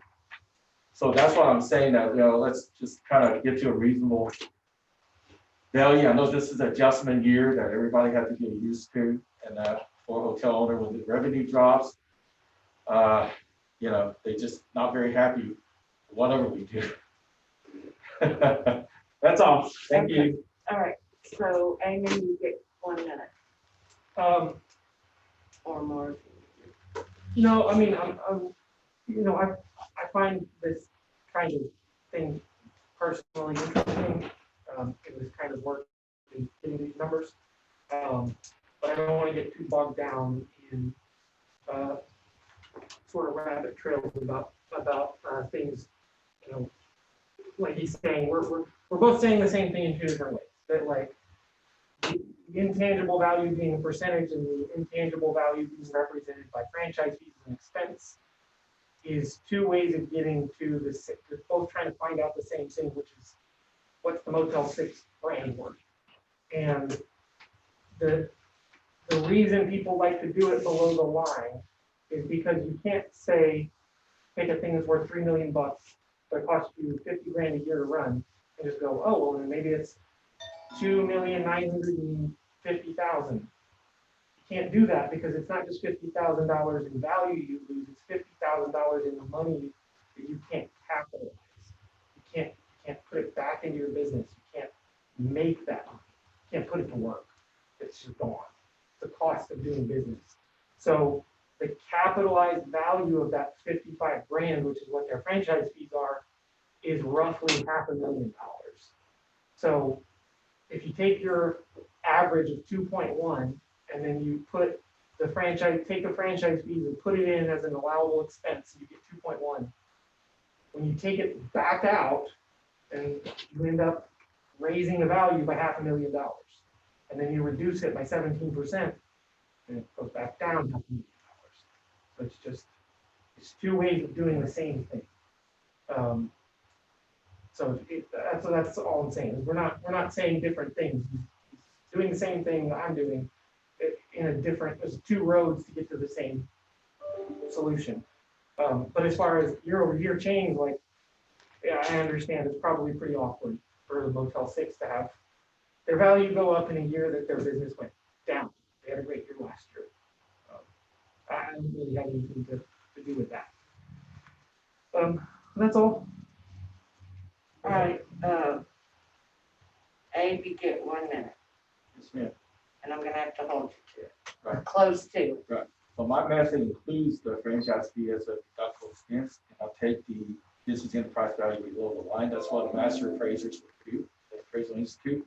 The reason behind that is that it doesn't use that expense for franchise above the line. That means that it's a net zero effect. You pay for franchise, you deduct that expense, but you want more out. Why bother buying a McDonald's when you can do a Joe's Burger Stand? So the McDonald's is below the line 17% that I'm talking about. So if he just used that franchise fee as a business value, then it's a net zero effect. There's no benefit buying that franchise, period. That's how I look at it. That's Got it. Okay, and so now we get 5 minutes to deliberate and come up with our answer. Could we go back to your last page of your analysis on yes, this? sir. Yes, sir. You know This which is one I from mean? before the equity analysis, the income analysis. The income analysis. Yes, I sir. think That's that- it. You can strike it. Yeah, there you go. Yeah. No, you don't have to. Okay. He's using an expense rate of 73.4. Mhm. You're using 65. Can you tell me what the difference is? It's just a different opinion of what average market expenses are. That's all it is. Yeah, It's that's just a this different is- opinion. There's no. It's constituted of different things. There's different numbers. This is from like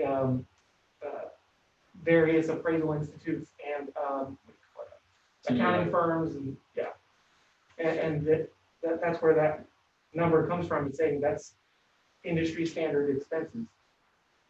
Part of doing an income valuation is it's like an ecosystem. So you can do the 73% expenses if you're doing everything else the way people who do 73% expenses get their answer. You know, if they're calculating their income the same, they're using the cap rates that they use, they're using the, vacancy. Before you apply a cap rate. Right, but I'm saying they all work together. It's all part of the thing that works together. I haven't seen very many, and it's not impossible. It's not non-existent around here, but I've only seen a couple of hotels whose allowable expenses are that high. There's a couple that are, but most of them are not. Some of them, especially the smaller ones, are really, really low, to say, because they're doing a lot of Okay.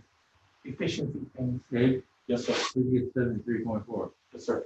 That's from the CBRE study. That's a big hotel study, The block. the industry for this region. Yeah, a big block. And he showed that one was 71 point something and Yeah, one. So, right, I yeah. mean, there are some proven So- sources. Yeah, because when the income expense statement doesn't work, the expense is too high, this is the only other source I can go to. Just FYI, if you go to Nueces County, you can call them, their expense ratio is almost 85% for hotels. The hotel value is so low for all those. We represent about 70% of the hotels in Corpus. So districts have different interpretations. And this is why I kind of like, if the P&L doesn't work, district is on the low side, the study takes over, and the rest is for you to decide. Okay, That's all. I got it. Thank you. Yep. Okay, so, anyway, we, got our time.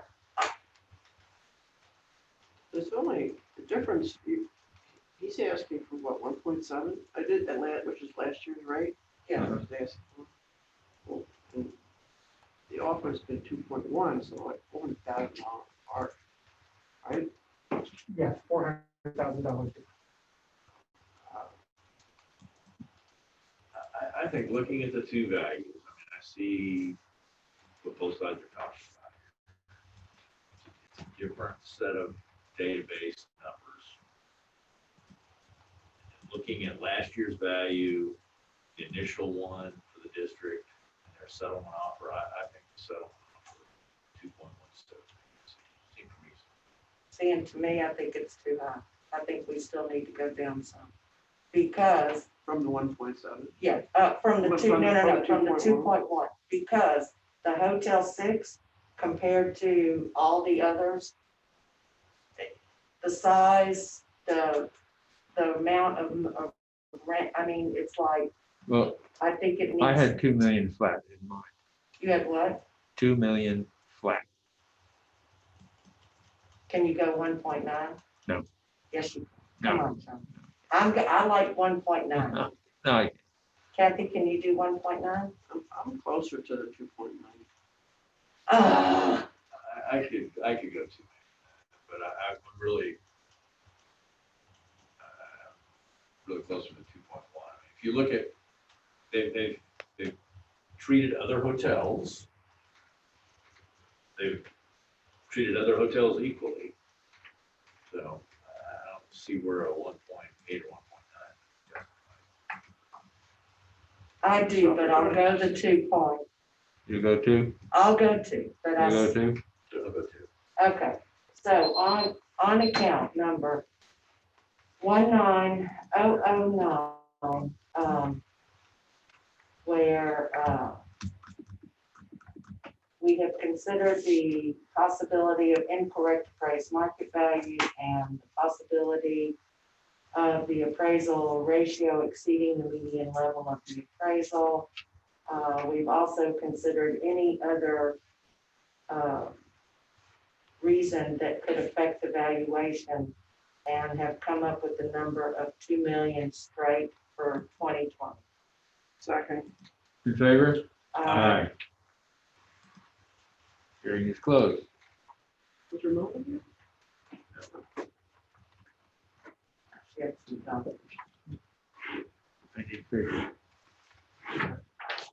Look, she's quiet, you gotta watch it, Charlie. In favor?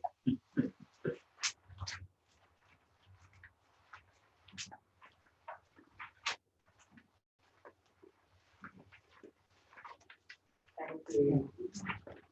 Okay, opening hearing on case ID 2020-115, account number 34187.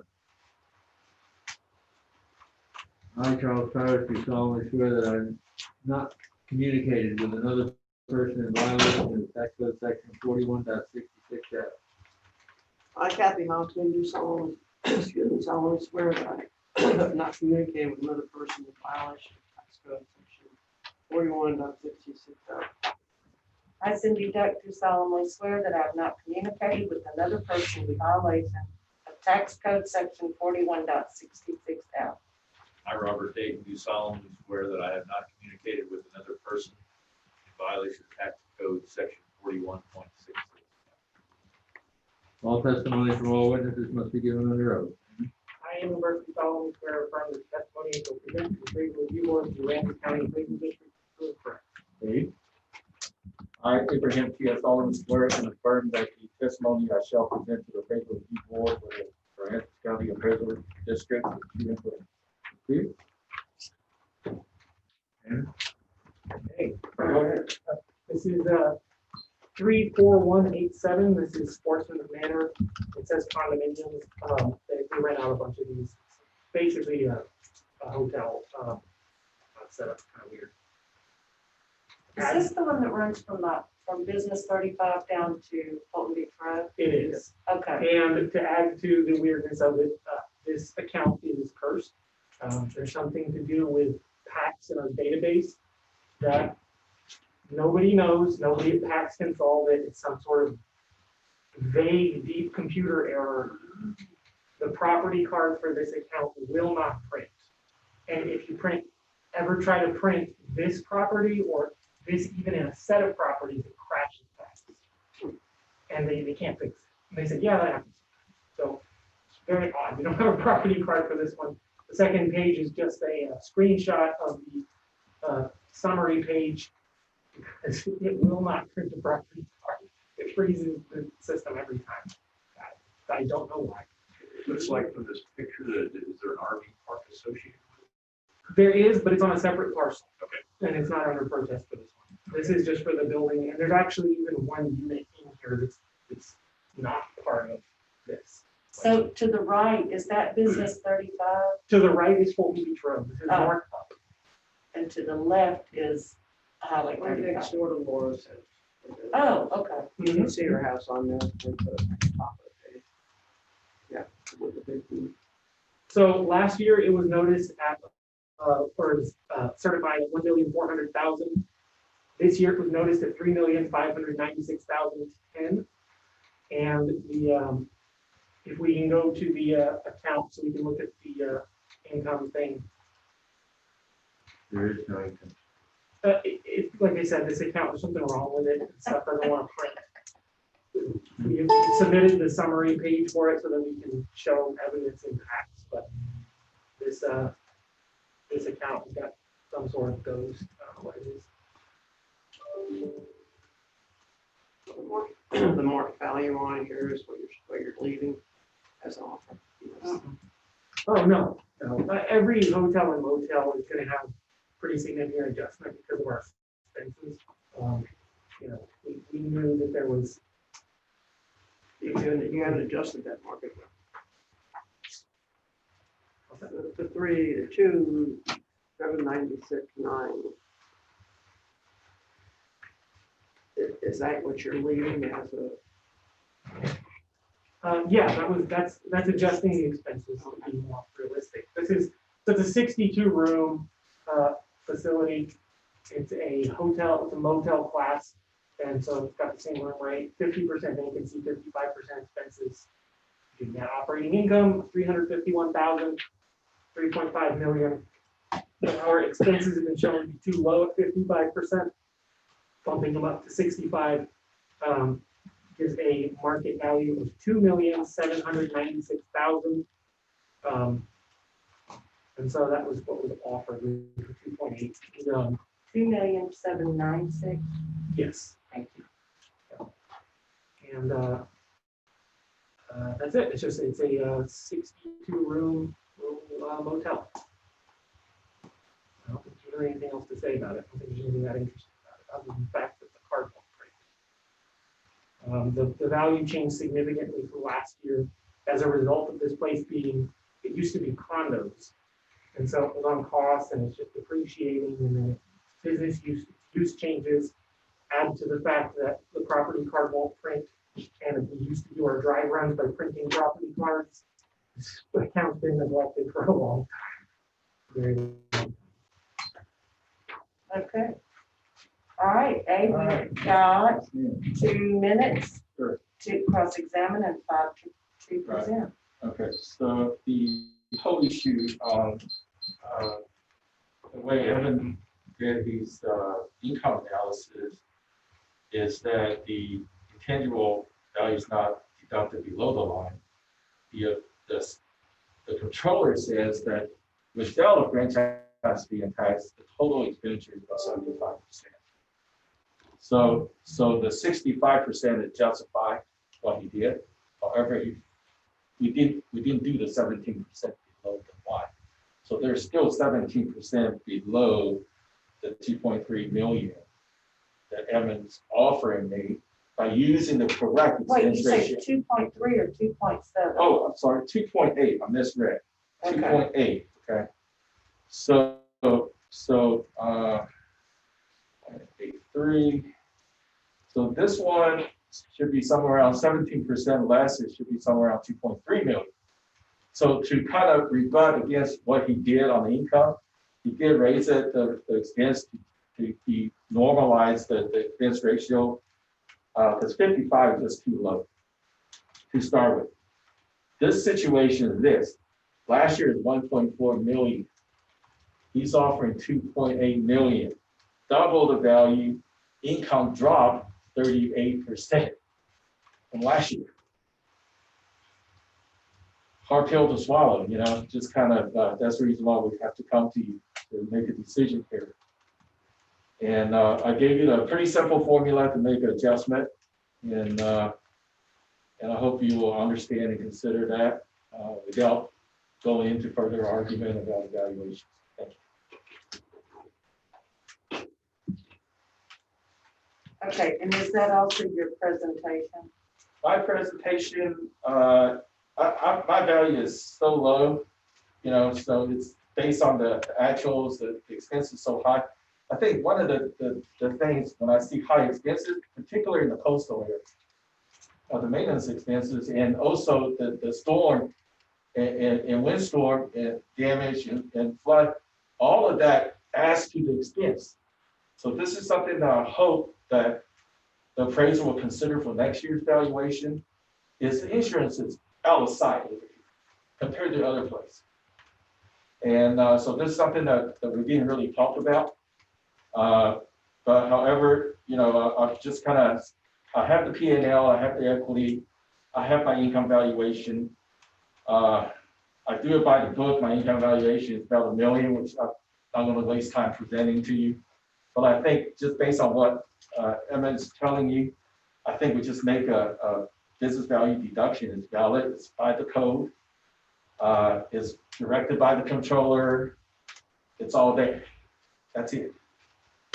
And you're saying 2.3 million? Yeah, it says take 17% off. It's, you know, he did his best to help. Really.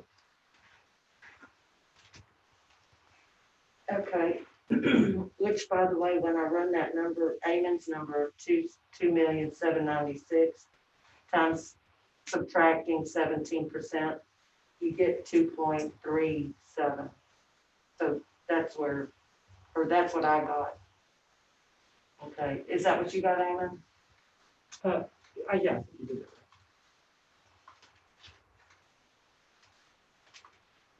Yeah, that sounds about right. Okay, So you suggest, is it our vote? no. I'm just saying, that's what, okay. So now it's the district gets 2 minutes to cross-examine and 2 minutes for rebuttal. But I don't really. Okay, In that case, I have a question for you, since we're on your dime. Is that 17% is in the 65% expenses, right? That a minimum, you gave me this monologue a while ago about how that was in the expenses. Right. Now, if you take it out of the expenses, what does the 2.796 become? Ballpark. well, is it included in that? No, it's included in the expenses. If I take it out of the expenses, what does the market value become? I don't know exactly, because it would depend on what their franchise fees are. Mhm. But like I said, there's a lot that has to be done to look into that, but it ends up being about the same. That's where the franchise fee number comes from. You know, if so basically, like if it's 2 million and they don't pay for franchise fees because they're owned by themselves, and then they pick up a brand like a flag, and it's gonna bring them in another $500,000 a year. That $500,000 a year will cost them $50,000 a year to get. That's how much it's gonna cost them to get that brand. You know, just add in the expense, or you take it out at the end, and you get to the same number. You're increasing their income by this same amount. Basically, they're being charged the maximum amount of money that they can tolerate by these brands, by the hotel brands. I don't know if the, let me see if the P&L includes anything in this one. I don't think it does. I don't know if they have any. They don't have a national flag, so they don't have a franchise fee for this that's listed on their P&L. They're listing repairs and rents. So under Quality Inn on a Garbage and things, they don't have a line item on their P&L for franchise fees. So they're not paying franchise fees. They're not. No, because it's Sportsman's Manor, it's not a brand. But see, they're under Quality Inn. So do they get maybe, are they part of a deal where they get some benefits being Quality Inn? Is that what it says on the account or something? It is a quality. Oh, okay. It says it on your paperwork. It is, I drove by it this morning. Where's Signs the, out. other days there is a franchise fee, there is So, 49,585. Yeah. So there you go. So what you would do is you would capitalize that 50 grand. So that's $500,000. And so you get a place that's $2 million, and then you put a brand on it, so now it's $2.5 million. Right?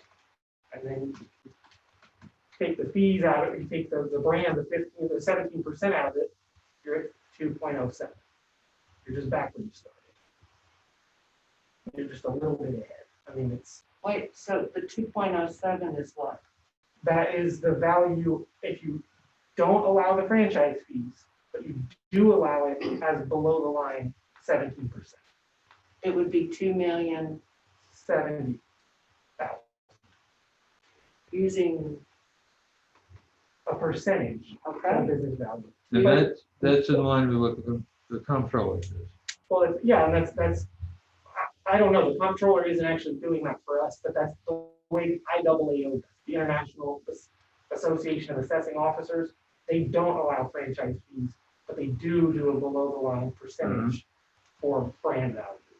And your answer for them was 2.07. Yes. Yeah, I mean, that's a really shoot from the hip calculation, you know, I understand. think what was it that we didn't offer? 2.8.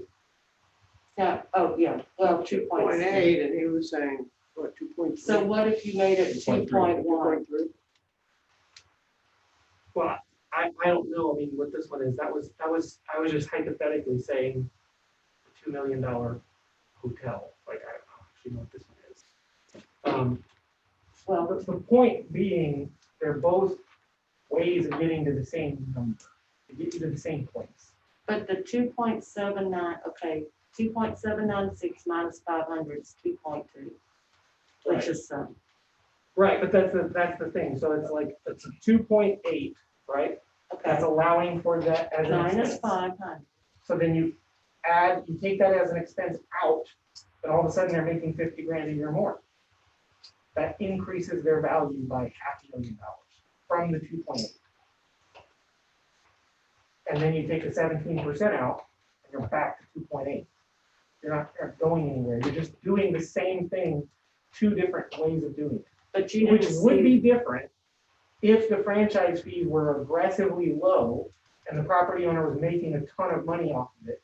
But, that's the subjectivity of it, is that, if your brand is doing a good job of making the hotel owner money, their franchise fees will be low. And if they're milking their owners for money, their franchise fees are gonna be super high. Is it worth it? That's up to the property. Right. What is the value that's being brought by that brand? So there is a range there. I'm just saying, it doesn't matter which one you do, you just can't do both. But they're both taking into account some intangible values. The math works out to, if you use the numbers that you have here, 2.739 instead of 2.796. So it's a very small difference. How did you get the 2.739? I did what he said. I took 50,000 out of the expense line. Added 500,000 to the market value, and then took 17% off it.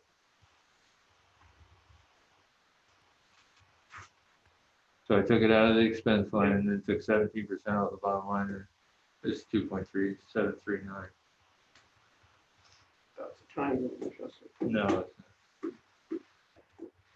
it's something. Bottom line is around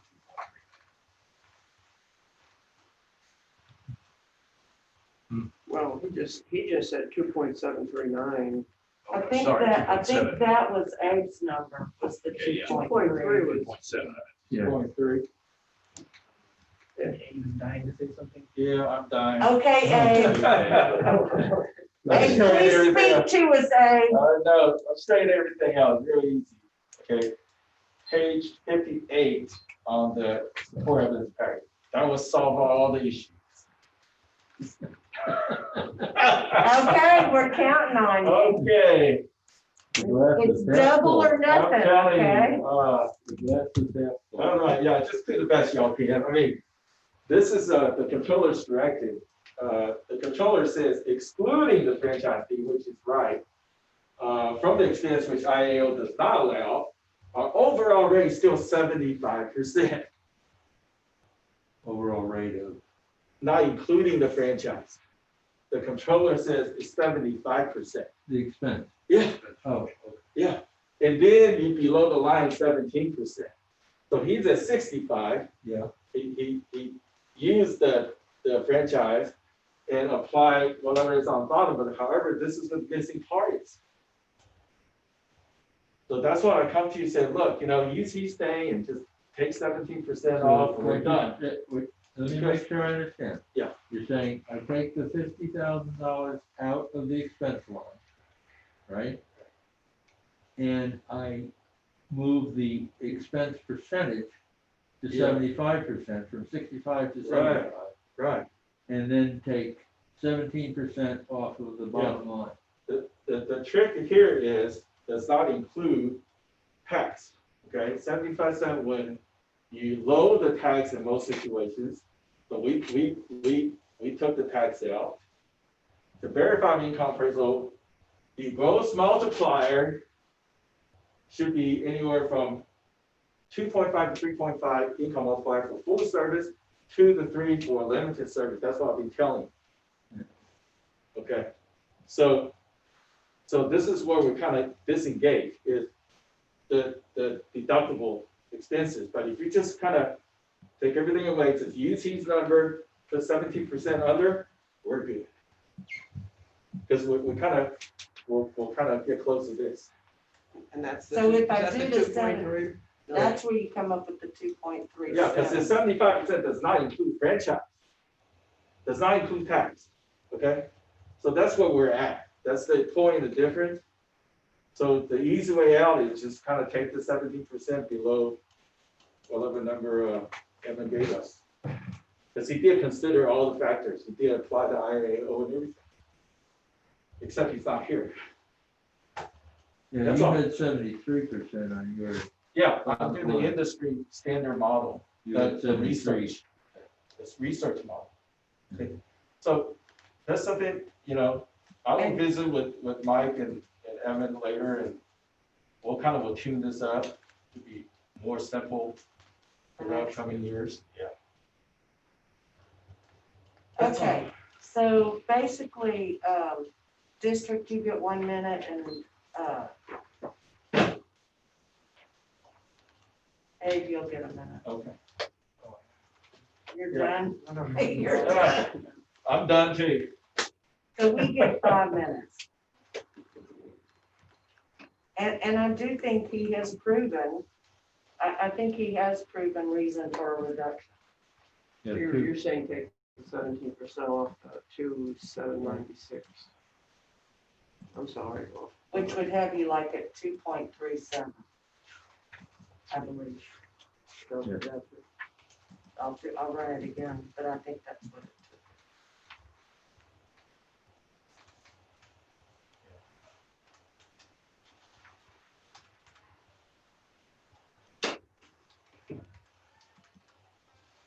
You're saying 17%? Yes, ma'am. That's what the drift, because No, it's good. I had 15 in my mind, but it's 17. 30.321. Hold up, keep that number.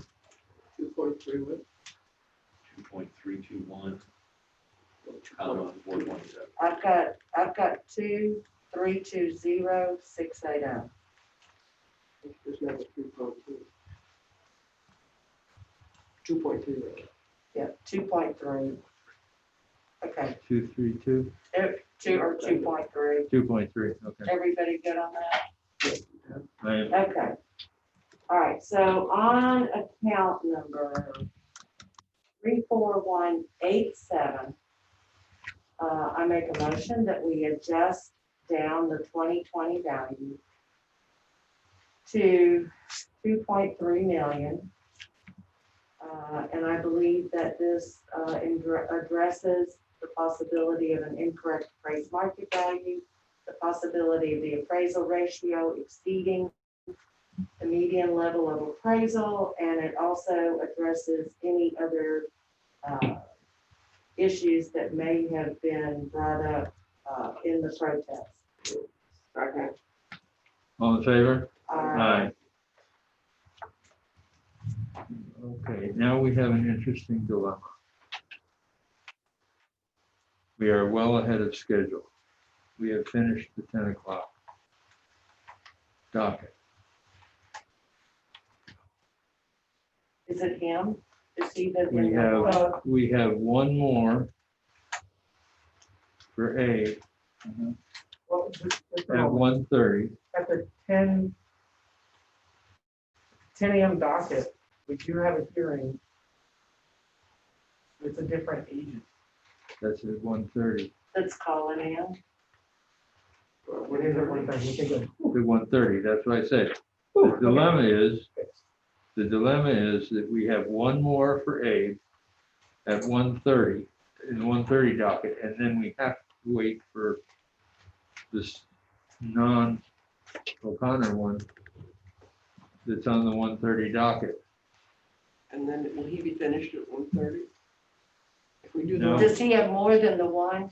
Yes, Oh, dang.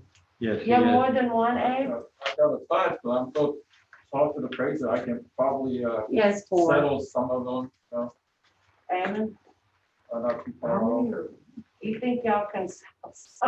Yes. I'm trying. There's only 5 hearings left. Yeah, there's 4 O'Connor.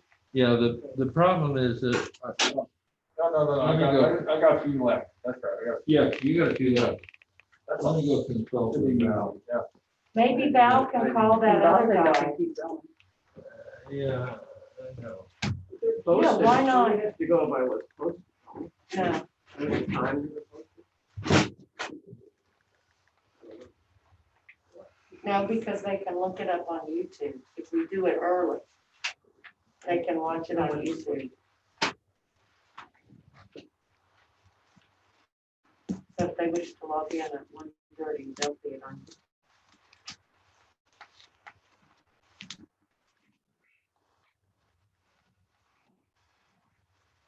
Do you, Eamon, Yeah. is it a problem if I just ask them how many rooms are in a certain hotel?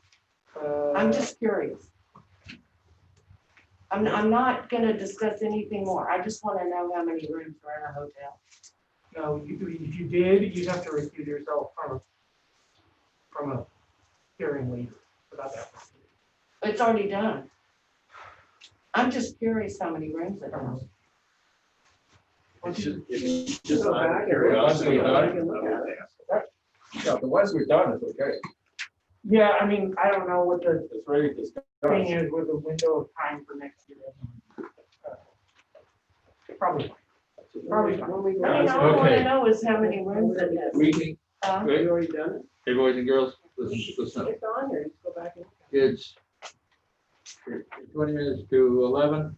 We can continue as far as we want to go. So maybe get him. With Abe. Yeah, let's keep going. So we can keep going with Abe. Well, if it comes to 1:30, Yeah, we have to we go. have to take the other fellow.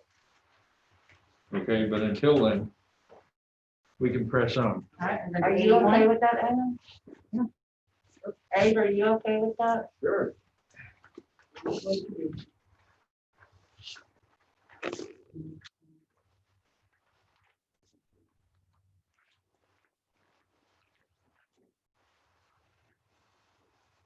Where's my operator? He said you can get started. Huh? He said you can get started. It's recording. We're good. It's all, You good? everything's on. We're good? Okay. In that case, we're going to 81 minutes. Opening a hearing on, this is 1:30. Yeah, we're on 1:30. opening a hearing on 2020-81. Account number 70930. I, Charles Powers, do solemnly swear that I have not communicated with another person in violation of tax code section 41.66F. I, Kathy Hoffman, do solemnly swear that I have not communicated with another person in violation of tax code section 41.66. I, Cindy Duck, do solemnly swear that I have not communicated with another person in violation of tax code section 41.66F. I, Robert Dayton, do solemnly swear that I have not communicated with another person in violation of tax code section 41.66. All testimony from all witnesses must be given under oath. Dan? I am Berkeley Collins, where from testimony shall present to the appraisal review board for the Aransas County appraisal district. Me? I, Abraham P. Sullivan, swear and affirm that the testimony I shall present to the appraisal review board for the Aransas County appraisal district is correct. There you go. Yes. Okay. It's property 70930. It's the Fairfield, Fulton over by the Valero over there. Last year's value was $1 million of the construction site last year. Quite a bit. We weren't even sure if we were going to reopen that. Took forever to get this thing worked on. The property was noticed this year at $6,586,500, which is based on having 76 rooms. It is a hotel, so it's not a motel. It has a different room rate. The vacancy is market vacancy, and expenses are 55. So notice that in the net operating income, 655,357, which if you're making that much money, that's 6,586,500. And the equity grid shows Fairfield Inn, Hampton Inn, Fulton Harbor, and Hampton Inn are all being treated the same way. Hampton Inn actually has a little residence in the back. It's a little different. But the expenses in our initial model were too low. 65% is more accurate. Fairfield Inn, that gives a value, indicated value of 5.1 million, 5,122,830. 5.1.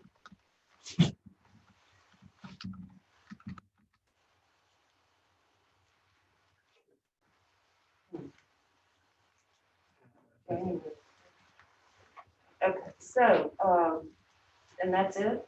That's it. Okay. All right, so A, Okay. you've got 2 minutes to cross-examine and 5 to present. Yes, ma'am.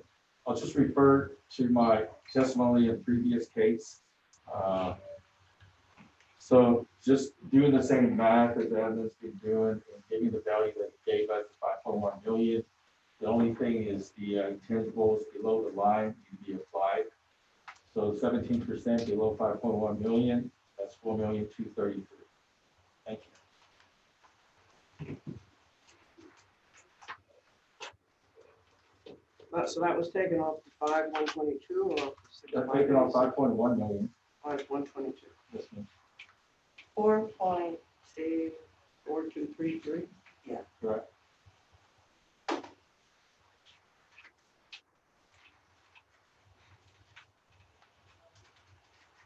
Okay, do you have anything to present? I'll just use these calculations Okay, that he presented. okay, And he did refer to his testimony from the previous. right. Yeah, I did. All right, so district cross-examine, 2 minutes. I don't have it. Okay, district rebuttal. Protester rebuttal. Nothing. District closing. This is just a hotel. I do think it's noteworthy that the adjustment is doing 17% starts to kind of fall down on this one a little bit because the numbers are so big. And then if you just look at this one hotel, it makes sense. But in the context of the rest of the county, equity-wise, and just thinking logically about how this compares to other hotels, it ends up taking off. It's like $100,000, an enormous amount of money. What do you think the percentage should be? I I think that 17% is probably accurate. I just think that that shows that there's an issue with doing it below the line. And that is where it starts to crop up. It's a proportionality thing. If you do it below the line on a really tiny hotel, it's gonna amount to very little. And it's not taking into account any kind of economy of scale that this hotel has. Obviously, if you have a 10-room Motel 6, it's not as good as having a 300-room Motel 6. You know? You got two issues there. You're muddling together. Okay. Okay, one is below the line, and the comptroller says it's below the line, and I have trouble And going. 17%. Yeah, I have And trouble going 17%. against that. And then you muddle that with, well, maybe it's not the right number. So I'm willing to listen to a different number. I'm not willing to go against the controller. Yeah, Right no, away. that's okay. It comes to 4.233 if you follow that same model that we did. That's right. Yeah. The thing is, what the comptroller is talking about in there is looking at a transaction of $4 million from one guy to another and saying some portion of that doesn't count as real property. So the number, it's not actually devaluing the hotel. It's not worth less to be a brand. They're just saying there's some amount of that money that we're not going to consider. What that is a matter of opinion. It's hard to abstract that kind of thing out. So I don't have any problem with this 17%. I'll just point out that the comptroller didn't do that for us when they graded us. They didn't do that at all. And maybe in coming years, that'll be something that we can actually work with them on. Well, it's in their paperwork. But at the same time, like, you know, it's just different opinions. It's just different opinions. What it boils down to is this a $4.1 million hotel? Is it a $5 million hotel? What's it worth? And, you know, again, it's just an opinion. But our opinion is 5.1. So it all boils down to their form of analysis is different from yours, Yes, basically. or the numbers And are. so a little therein is different. the difference in 17% and how you apply the figures. Yes. Mhm. Yep. Yeah. But in principle, I don't have any problem with like the method of doing it differently. Get us back on track. Well, basically, their district has a 2-minute rebuttal if they want it. Yeah, just to keep it straightforward, our opinion is that this is $5 million worth of hotel. That's our opinion. And then Abe has 2 minutes of protest or rebuttal. So as agreeable to the 17%, it's the same concept, very simple. If I walk into this district, any district in Texas with a closing statement, 17% off with this class of hotel, off the purchase price. That's simple. Everywhere I've been. So that need to be taken below the line, and then the controller's calculation 75%, including franchise fee and property tax. So the math all worked out like the previous case. Model is a model. I'm just trying to really simplify everything to help you make a sound decision. That's all. And what do you get when you do that calculation? 75% versus, and then 17%. Yeah, that value is, I have 71.7 plus 3, I have 74.7%, 17% below the line is 3,976,000. So, you know, we just want to meet in the middle, take each number, take the deduction and call it a day. 17% from the 5,122. Yeah, that's all. 4233. Right, Right. yes. That is correct. It's kind of in the middle. Yeah. So I'm okay with that. I'm too. Are you all right with that? I'm too. Yeah, but That's- you didn't give them closing. No, and I'll allow them to, I'm just saying that's. Yeah. Definitely. Okay, so district, you have 1 minute to close. Yeah, in closing, I'd just like to say that I agree, if we brought in a closing statement, took 17% off, that you get a real property number. The closing statement isn't gonna be for 5 million, the closing statement on this hotel is gonna be for $6.8 million. It's, yeah, these things are gonna be, I've seen hotels smaller, slightly smaller than this, very similar, listed for $8 million, $9 million. Listed. Right, so then it comes way off that. I just think that we're already at our 5 million, that's our opinion of the real property value. I understand that it's gonna sell for more than that. The cost of the transaction is gonna be in excess of 5 million. So I'm accounting for that in our $5 million valuation. Part of it has to, our job is making sure that the whole picture of the county makes sense. And this being one of the most economically feasible hotels, it should be one of the more expensive ones. You know, it's a matter of proportionality. So our opinion of value again is 5.1 million. 5 million is, you know, just rounding to be reasonable, but that's anything less than that is going to put us way off what this thing is actually going to work. But anyways, that's all. Okay, so then you've got 1 minute to close. Yes, ma'am. I want to stay in the fact because realistically, the appraisal district did not produce sales any given time.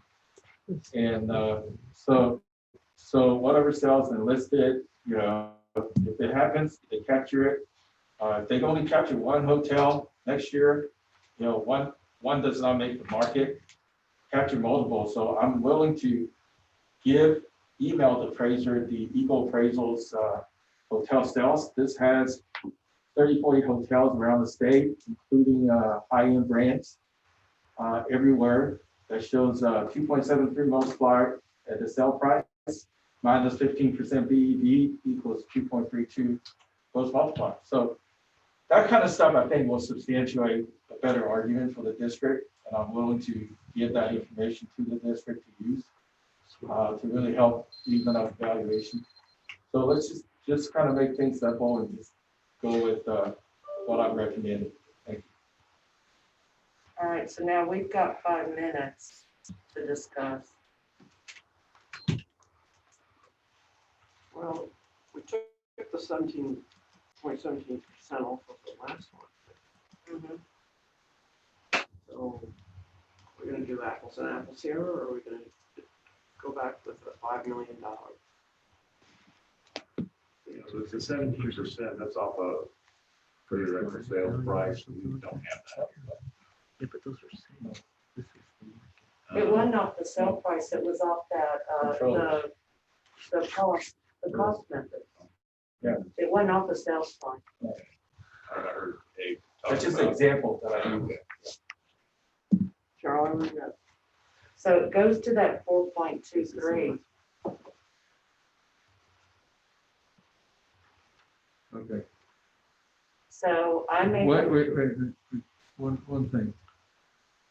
Why did you use 15% in your argument this time? Oh, that's the Eagle Appraisal Service. That's their yeah, because a controller have 10% for limited service. And then the 17% for this mid-scale hotels. And then, you know, over 20% for the full service hotels. So controller classified the hotels.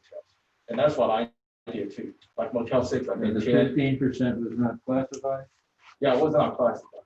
They just did it on their own to give an overall because their sales report includes the low end, the high end, and everything else in the middle. Okay, I just, you switched gears on me. No, I'm just reading out what I got in front of me. I understand.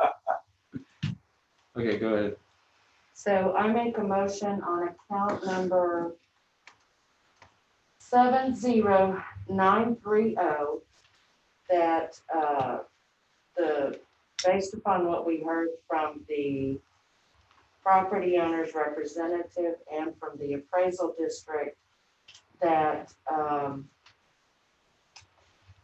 we adjust the total value for 2020 to $4,233,000. Second. And wait, hold on, let me get my reasons. I believe this addresses the probability of an incorrect appraised market value and the probability of the appraisal ratio exceeding the median level of appraisal and any other reason that may have been marked for protest. Now. Second. All in favor? Okay. What did we just do? Next one, 72, 72? account number 554. Is that in the, 3 o'clock? 72 is in the 3 o'clock. Case number 72. Okay. We're in the 3 o'clock.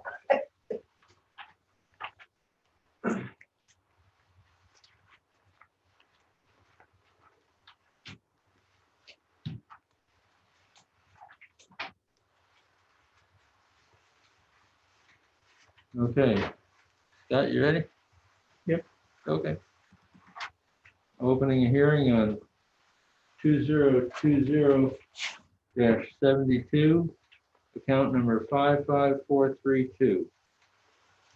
I, Charles Powers, do solemnly swear that I have not communicated with another person in violation of tax code section 41.66F.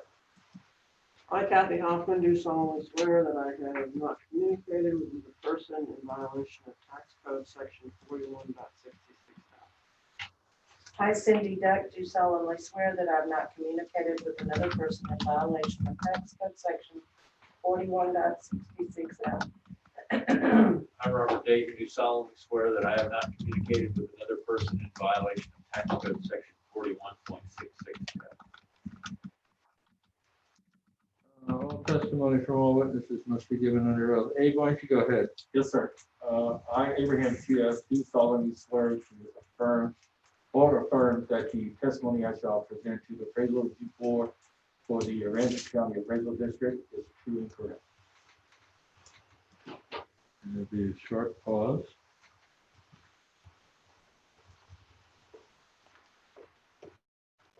That's all right. You're on. I, Eamon Burke, do solemnly swear or affirm that the testimony will present to the appraisal review board for the Aransas County Appraisal District. Good for us.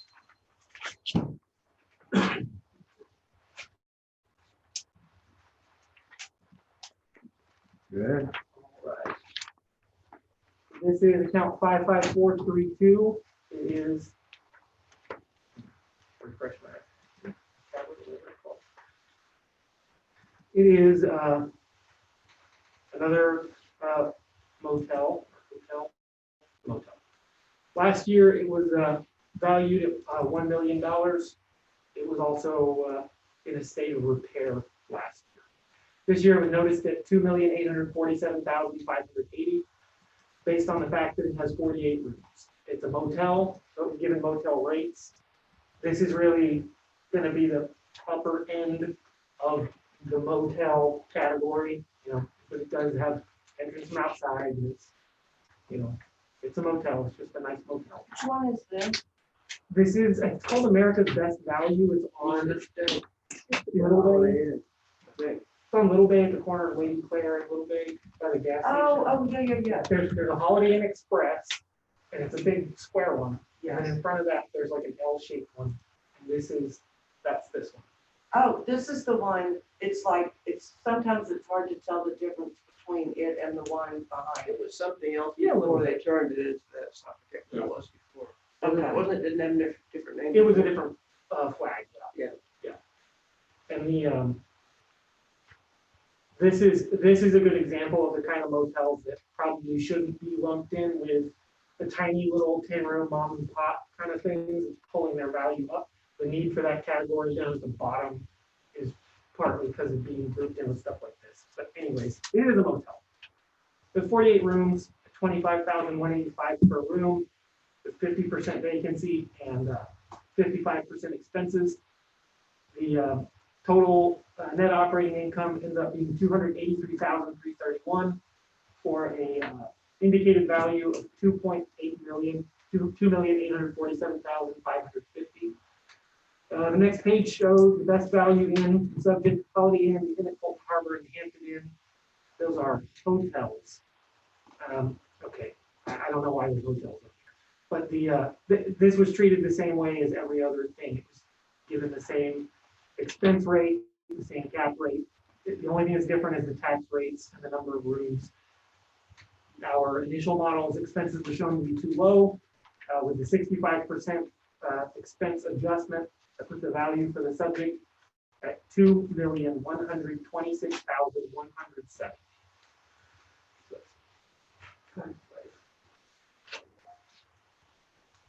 And that's for a 48-room motel. That's it. I don't think there's really that much else to say. That's where our calculation came from. And that gets us to an accurate value for this place. That's all. Cindy? Oh, sorry. All right, so Abe, you've got 2 minutes to cross-examine and 5 minutes for presentation. Okay. So, let's do this. I referred all this stuff I talked about previous cases to my testimony in the previous cases on the methods and reasons and business value deductions. This hotel right now, based on the notice value, is 7.18 gross multiplier to income. So you can pull up my evidence packet and go to page number 7.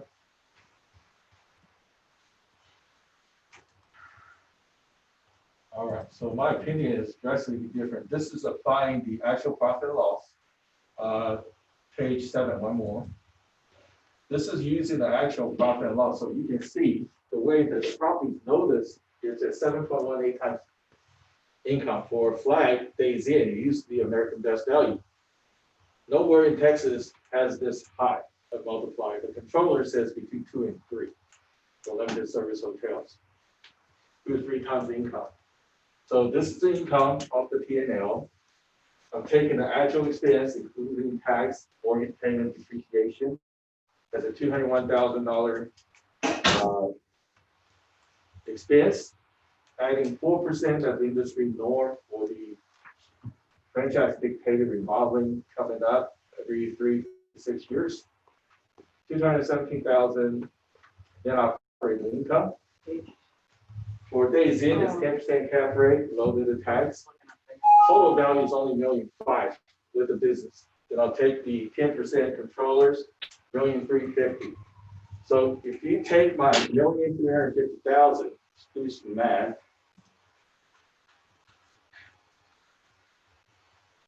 $1,350,000 divided by 396,833. 3.4 multiplier, still much higher than what the controller says on the income multiplier justification for value. So if you go to page number 6,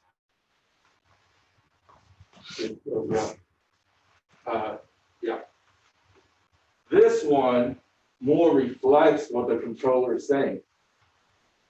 This still come in kind of like below 2 multiplier. So this is the in-between number. This is too low. The 1.5 million and 3.4 multiplier is still high, but it's something that you can grab on because it's from the actual P&L. Nothing else adjusted. Apply all the rules to it. So when I see a hotel like this that's valued as 7 multiplier, then something's not right. Anyway, you go with this thing. If you go to my little equity sheet here, just to give you a flavor of what's going on out there. So we're looking at value per room. This is a 1997 build, but it's remodeled because of the hurricane. But we have a Days Inn in Victoria 2012 build, 3-4 stories, interior corridor, very nice. $27,000 a roof. That kind of coincides with what I'm telling you is the right way to value a hotel from the controller's directive, from the income model valuation method, the norm. That's what I'm telling you. And this kind of helped me justify it. So I was just kind of, my opinion value on this hotel is about 900,000, but that's just my opinion value between the two models that I did. One's at 600 and one's 1,000,003.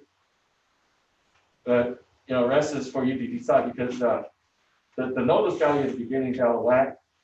The appraiser's value for something that makes 300,000, you have expensive. After expensive, you're gonna pay property tax on 2 million value? No way. Just not happening. So I think 1,000,003 on the high side, 900 on the low side. But I did everything from my experience to tell you, all the hearings I've been through on hotels, to give you some kind of good indicator for you to grab on and digest to make a decision. Thank you. Okay, and then you get 2 minutes to cross-examine and 2 minutes for rebuttal. Scroll up a few pages, I think maybe page 4. Like that.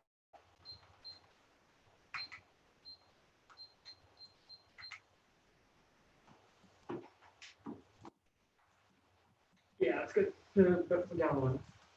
So this is the actuals for the hotel.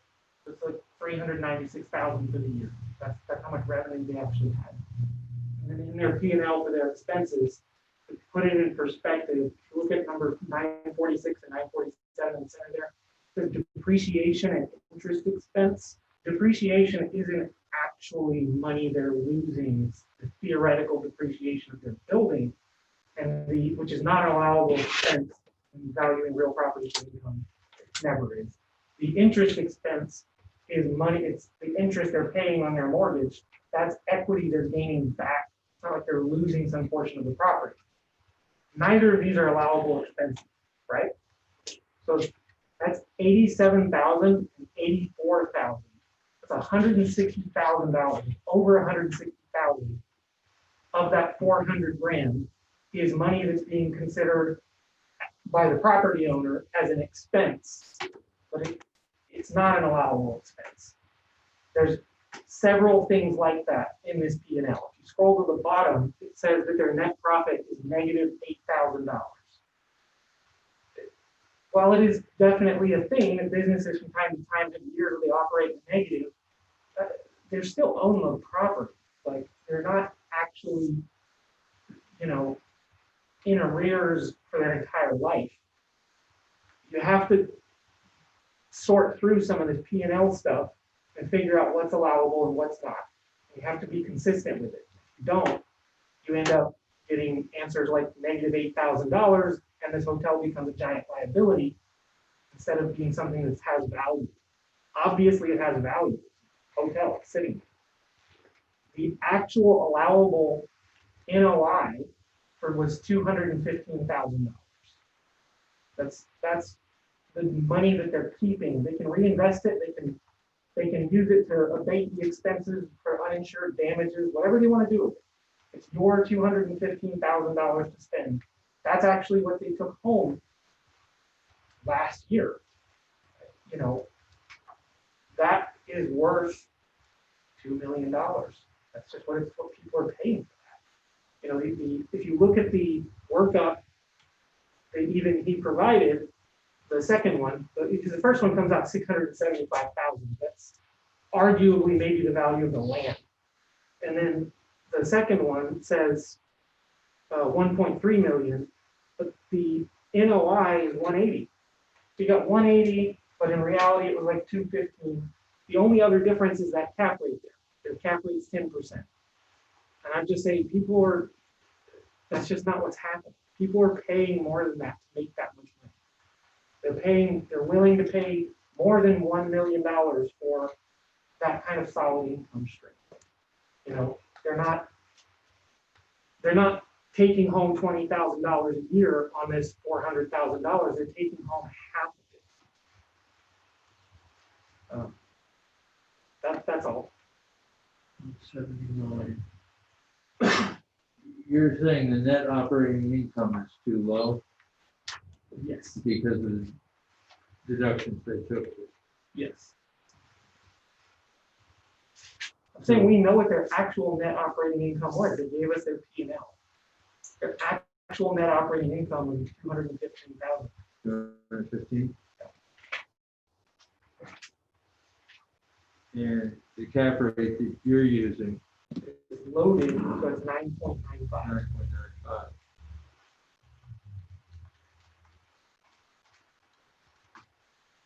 High cap rate. Low that. What's that? Yes, the higher the cap rate, the lower. I'm just. Yeah, yeah, I know, it's, I'm asking for confirmation. yeah.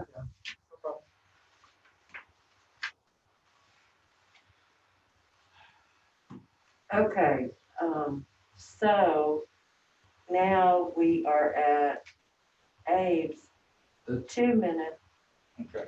Just for the sake of argument, to yes, complete that thought, I'll give you your time back. If you take the 215,000 and use the cap rate of 9.95%, it's 2.16 million. 2.1, 2.16. which is the number that he offered them. I believe I offered. 2.12. So it's actually Didn't you higher. just say 2.1? 2.16. Oh, He offered 2.12. So it's actually high. Good. Let's go back to the P&L. Because what Evan's trying, the way I heard what he's trying to say is that I've included the depreciation and mortgage. Let me just do the math for you. So if you can go to page number 3. All right. Total income, this is the expense. Let's just add it all together. I have 210,000 on my expense. Justifiable expense, payroll, 57,000, 4,000 for FICA and all that stuff. So 61. Go down. Plus 54, that's almost 120. Okay, and then you have 15, 130 will go up. 155, 160, okay? And then this is 67, so I stop right here. 210,000, not including all the other taxes and so you take, go up to my 2 pages, go up to page number that one? 7. One more. That's what I'm using. 217,000 actual. Actual is 50%. 396,000. And I'm trying to come in low. At 4%, that's normal for hotels. A lot of appraisal districts allow that. 10%, I'm 0.5 off on the cap rate. 10%. No, you're 2% off. It's 9.95 here. Oh, no, yeah, because I added tax. Yeah, that's right. That's what he does. He does, and he gets 9.95. Yeah, 9.95 plus 1.95. No. Oh, your total is 9.95? His total is. Oh, okay. I did see it. Yeah. Yeah, but our study shows 10. The other hotels are something like 8 or 9. We did a lot of hotels, they're about 9. Okay, even if I'm 2 points off, if you just take that 179 divided by 10, it's 1,000,007. Take another one off, 1,000,008, something like that. But the thing is, you have business value below too. But this is research. This is not just something I feel like I'm doing this and I'm applying this rate. Hotels like this, small ones, 42 rooms, okay, have a higher cap rate. The more desirable product these days are interior corridor, 60, 70 rooms and up. This is 42 room exterior corridor. So the cap rate should be higher. Actually, the tax code says you have to consider the uniqueness of every property, and it can be more unique than this. That's what I'm showing you. You know, in the districts on the income calculation, that's the point of difference. Is how we calculate, and I did not make a mistake on my calculations. So does having a pool, not having a pool, Doesn't matter. small parking lot where you can't put your boats, does that come into this, in this area or not? Everything is relevant. Yeah. That ends up creating expenses. Revenue's It revenue. ends up creating additional revenue. Yeah. So you have a pool, and you charge a couple extra dollars per night, because you got a pool. Pool costs you something to run. Your hotel parking lot might be really cramped, that might affect how much you can charge, but it's less parking lot to take care of, I guess. So it all comes out in the negotiation between the customer asking for as little as possible for the room, and the business owner asking for as much as possible for the room. They work things like, that's why you don't consider the age of the building in these things, because if it's an old rundown motel, they're gonna charge you. Yeah. You know, that's how it is. If you save on expenses, you skimp out, people are gonna notice skimping out. So yes, it's relevant, but it shows up, I think pool is an expense, pool supplies is $1,200 and $1,280. They have pool supplies. So, That's No, part- and I believe that's they part have of a it. pool, it's a lot small, you know, it's like, Yeah. anyway. Yeah, I mean, it's in there. The pool is in there. Every element of this property gets considered. There's a line item for paint. You know, there's pest control. I think that really on this one, the difference, like our only real disagreement, and just to be clear, I don't think that you were including depreciation. I'm just saying, the total number is 400,000, but the stuff that gets deducted, you could deduct out and those things negative. Yeah. The point is, he was saying 180, and I was saying, I'm allowing for 215. The real difference is the cap rate. That's really the difference. We're not disagreeing on how much money the hotel's making, right? It's just a difference on the cap rate, and our cap rate is lower than their opinion is.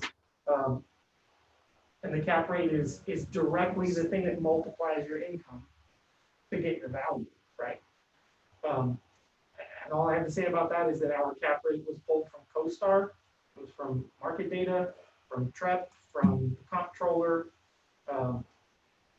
There was lower cap rates out there.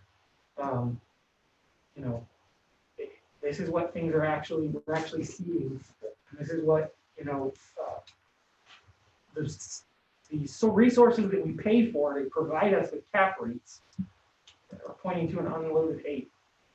And then you add in the taxes. For a motel. For hotels and motels. The thing is, the cap rate doesn't really change that much because the income is what's changing. The motel makes less money. You know, there actually is indication that cap rates could be a little different in struggling markets. So we just have a good hotel motel market. And whether or not it was open and running on January 1st, does that matter or It not? was. It matters, but it was. It was open. Yeah. This one was okay. Where are we today? Basically, they each get 1 1 minute for closing. Go ahead.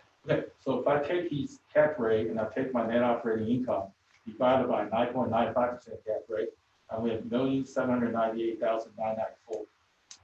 Then I take another 10% business value deduction per controller, it's $1,619,095.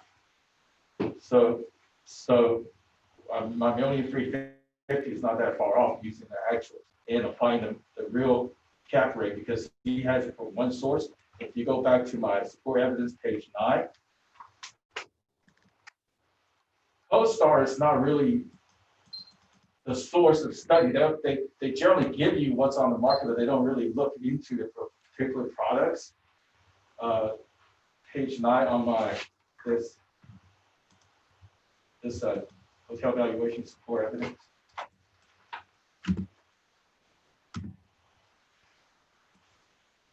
Right. Page 9.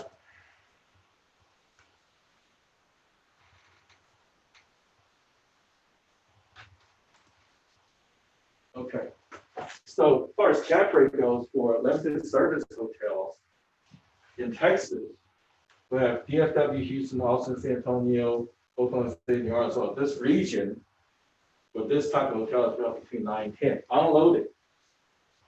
So I have all these sources with these studies that shows you for hotels only, not for anything else. Hotels only, this is the cap rate for this class. So that's where I get my stuff from. Okay, and Eamon, you good?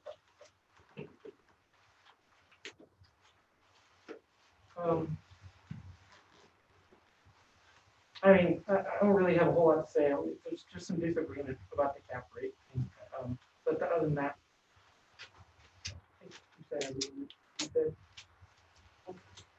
This is not your source of cap rate? This is their proprietary information. This is their model. This is 2020 O'Connor. So This is, they got CBRE data and stuff. So I'm no, gonna give you that. yeah, he did. Because, I pay for it. Right. And then STR is, Smith's Travel Service, they have all the hotel revenues, occupancy rate, everything. HBS, Hotel Valuation Service, they do all the hotel appraisals. And next year, I should have STR data as well. He'll be buying it next year. He Yeah. already I told don't us actually that. have to buy it. CoStar bought STR.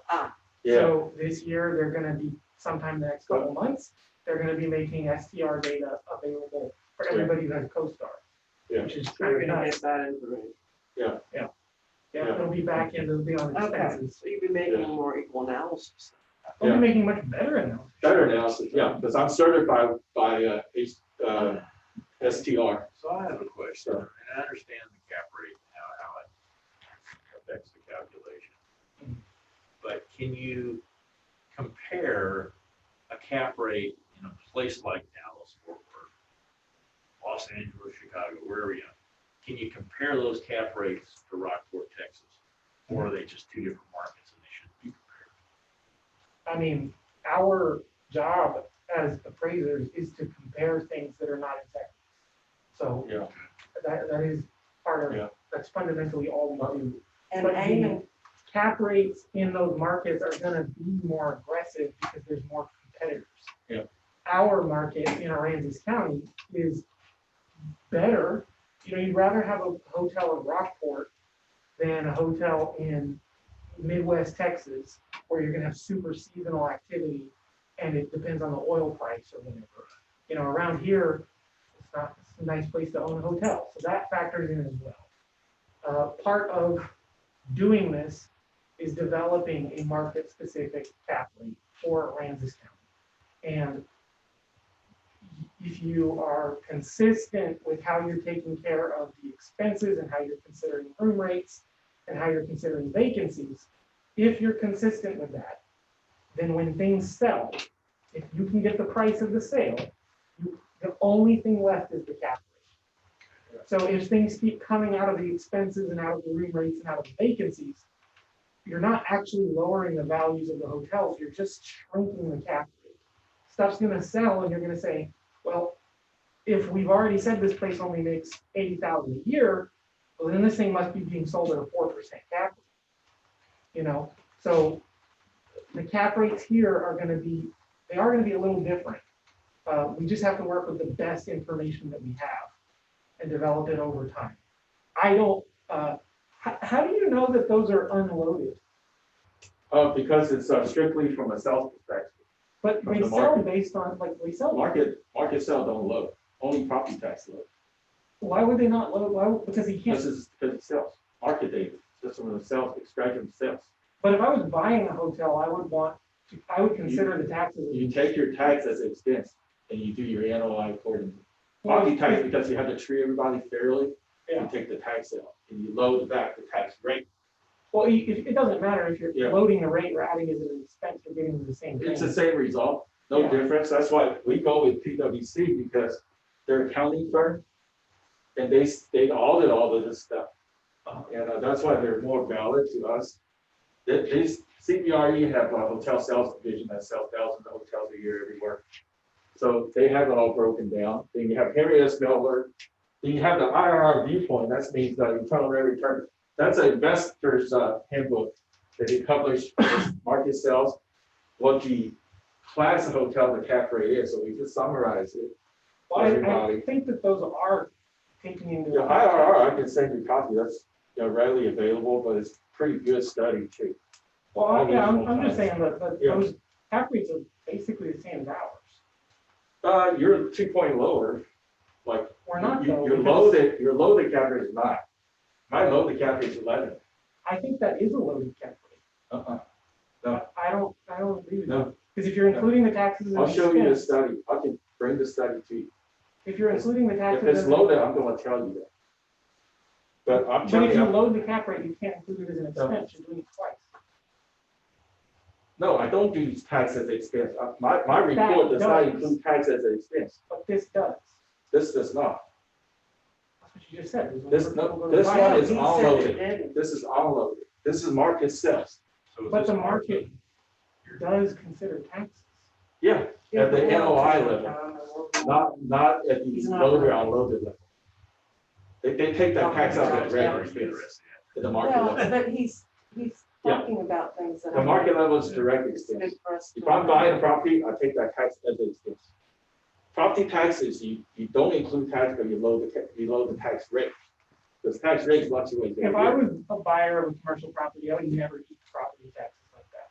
I would never do it. I would prefer to buy the same product in a less taxing jurisdiction. I Oh, wouldn't yeah, be we do tax studies all over the US. I represent hotels in 42 states. I do it for clients. Yeah, it's a very intricate work. I understand that kind of stuff, but this. Well, I do this is- understand it, I'm just saying, I would never do that. Yeah. That's a terrible You idea. shop, a lot of clients shop for properties, buying property at low property tax states.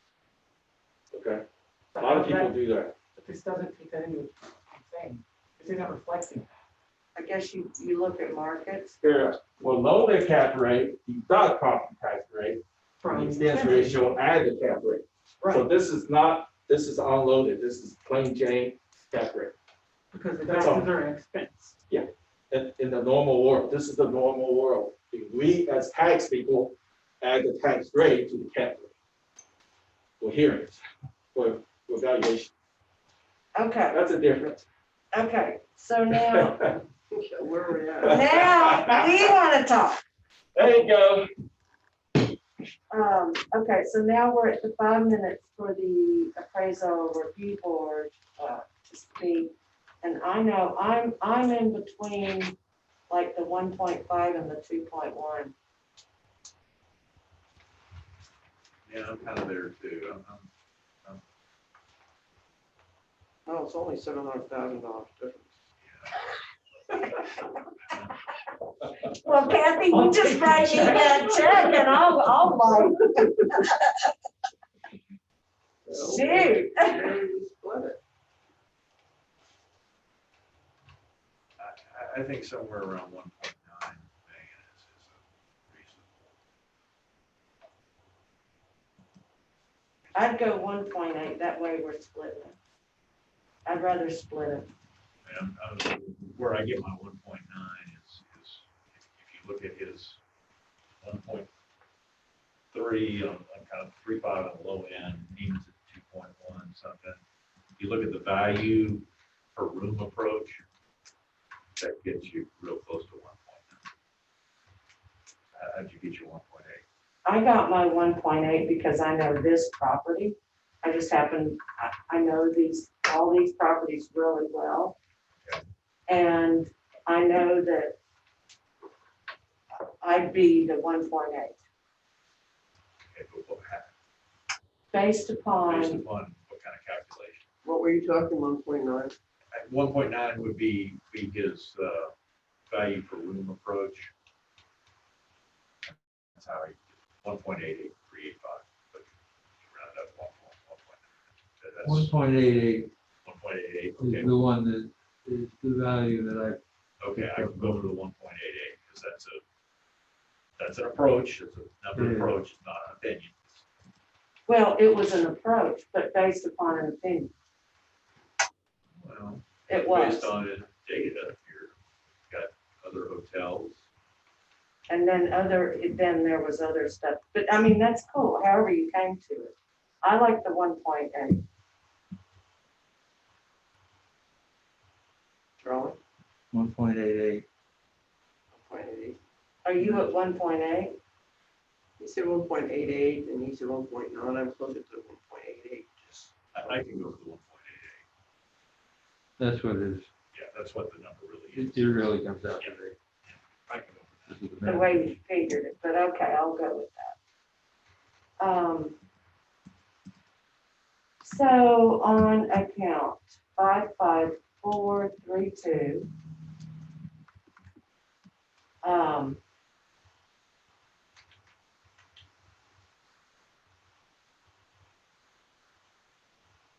taking into consideration the possibility of an incorrect appraised market value and the possibility of the appraisal ratio exceeding the median level of appraisal, and then any other reasons that might have been brought up as far as changing the market, the value of the property for 2020. I make a motion that we, excuse me, that we change the value for 2020 to $1,880,000. Second. Second. In favor? Okay, do you have two more? I got still, yeah, Metro. Processing center, yeah, Two more. yes, sir. Okay. Can we do them quickly? Yes. Quickly. I'm willing to Okay. stay. Are you willing to Yeah. stay? I'd rather get them done. Okay. Yeah, we'll go back. Kathy, you okay with staying and getting them done? We still have the one that we have to come back for this afternoon. At 1:30, but I'd Yes. still rather just get these done. That's okay. You can do that. He's gonna drive back too. Yeah, that's, yeah, I got Victoria to go back to next, and then tomorrow's Cameron. You're going to Victoria this afternoon? Yeah, Oh, really? For and then hearings or for like your what? for discussion with us, and then, She may have another one over there. Cameron actually do boards. So tomorrow is Cameron board all day. Oh, man. Yeah. Cameron, Texas. Cameron is, Brownsville. So tonight I have to drive down to Brownsville to do hearings tomorrow. And then Cameron, are you talking Cameron, Cameron County. Texas? Cameron County. Oh, Brownsville. county. County, that's Sorry. South Padre Island, Hollington, McAllen. Do you do any Hollington and industrial Brownsville. down there? Huh? Do you do any industrial down there or Do we just? have any more of these? Just or was it- commercial. Oh, Yeah, don't know industrial. There's they've got a rocket facility. Oh, yeah. I think so. It's, Crazy. yeah, I heard that, yes. It's a revenue generator, you know, the virus. Really? Everybody, a lot of people go down I there. can't Yes. imagine that place actually. Yeah. Any money to live off Yeah, yeah. government. Wait, you're saying it's a revenue generator as far Well, as for like I go visitors. tour it? Yeah. People Oh, wanna go I would see it. not be touring a rocket plant. No, It's. What if it blows up while you're in They launch from the there. SpaceX. That's where they go to Mars. Yeah. Cool. Their rockets aren't going to Mars. They put one of their cars around. Yeah. Are we ready? I don't Are we have back a from deal, Mars? so I have to. For the time being. For the time being, we're back from Mars. Oh, goody. Oh, Lord. Kathy, you can look at mine. I like looking at their anymore. It makes me so much happier. Opening hearing.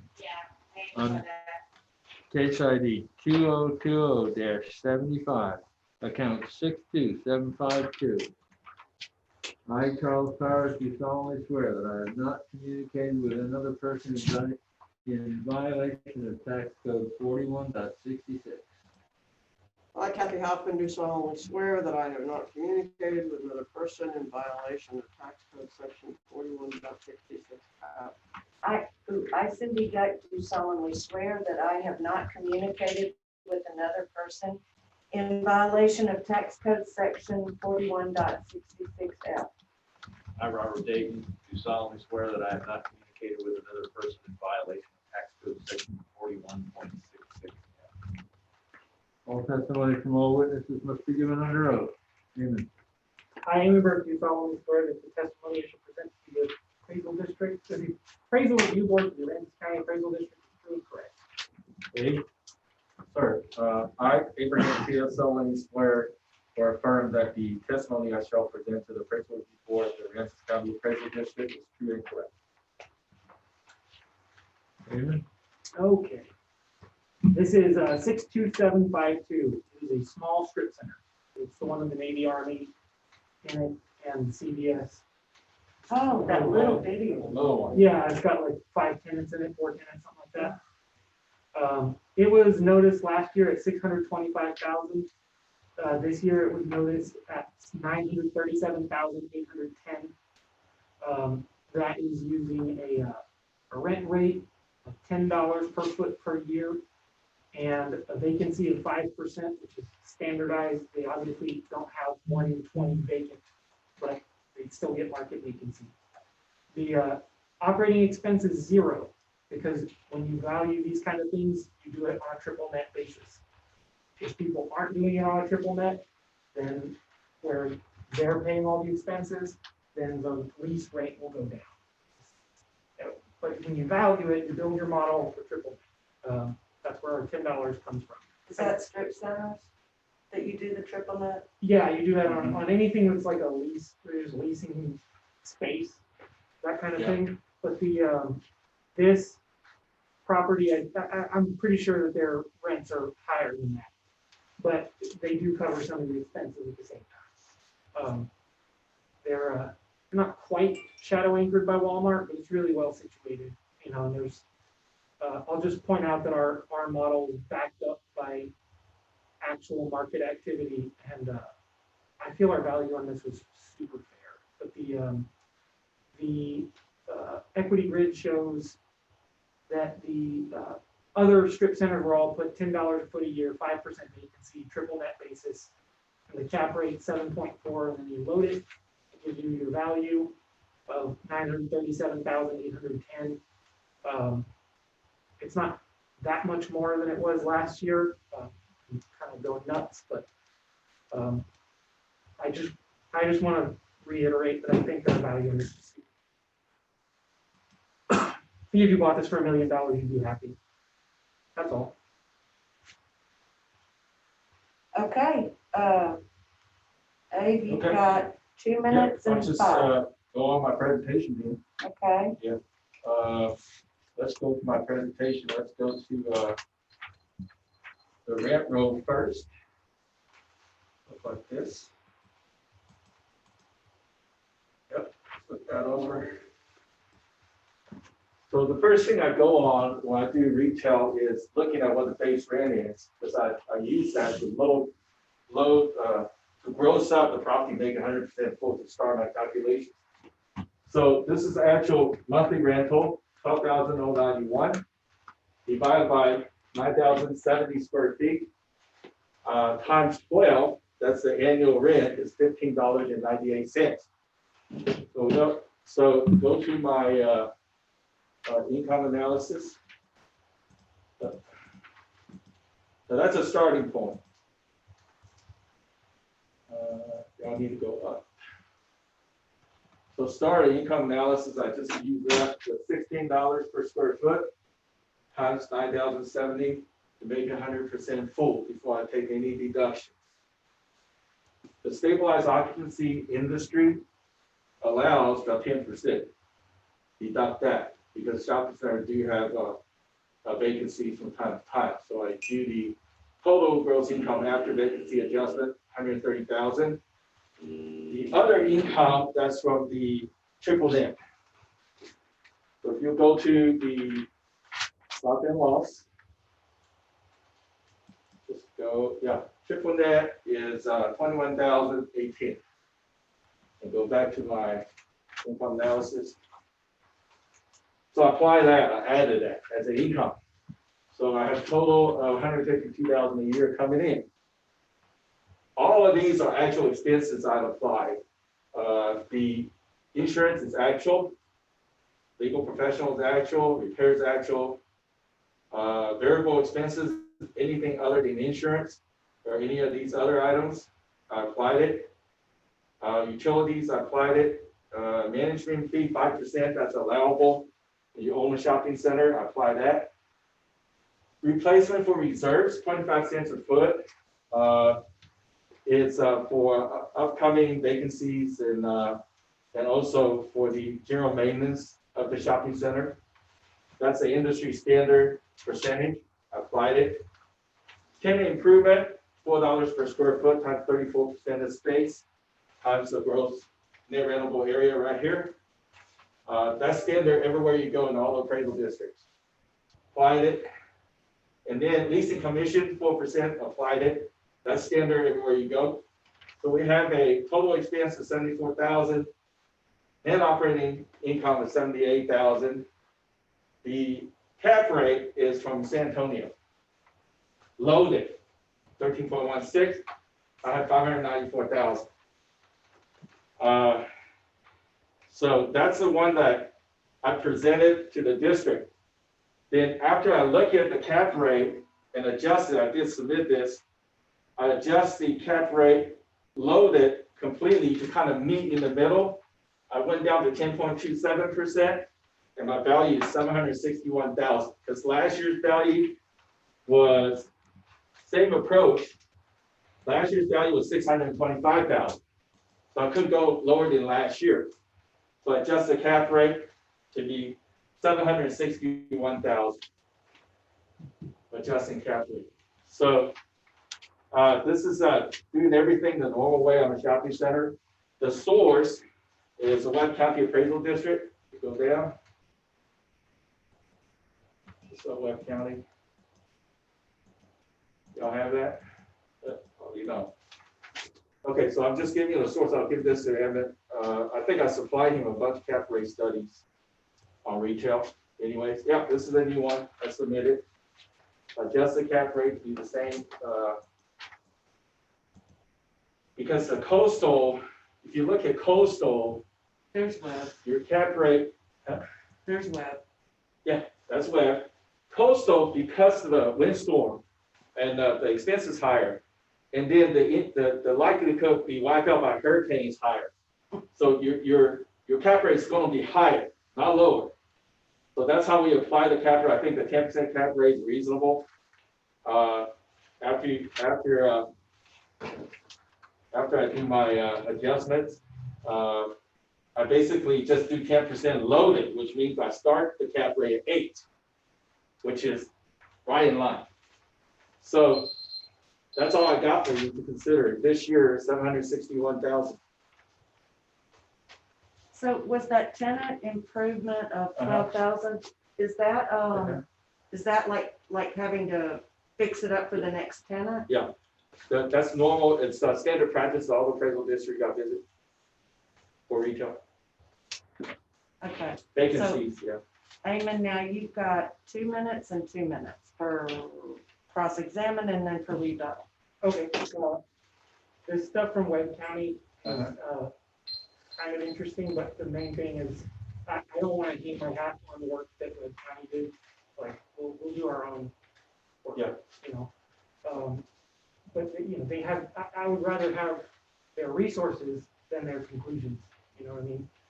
The other thing is, like, if you're going to use industry standard deductions for things like reserves for replacement and whatnot, you just have to do the whole thing that way. So you'd have to be using industry standard rent. Rent, if you just look at like market model industry standard rent, isn't $15. It's actually like more like $20 or $21. Really high. You look at it and you go, that's crazy. No one can afford to pay that rent. That's true. That's why expenses are lower.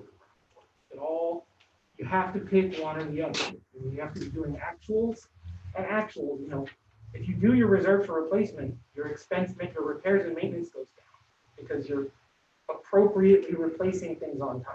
You're not letting stuff rot. It's fine to do either one. You just can't do some of both of them.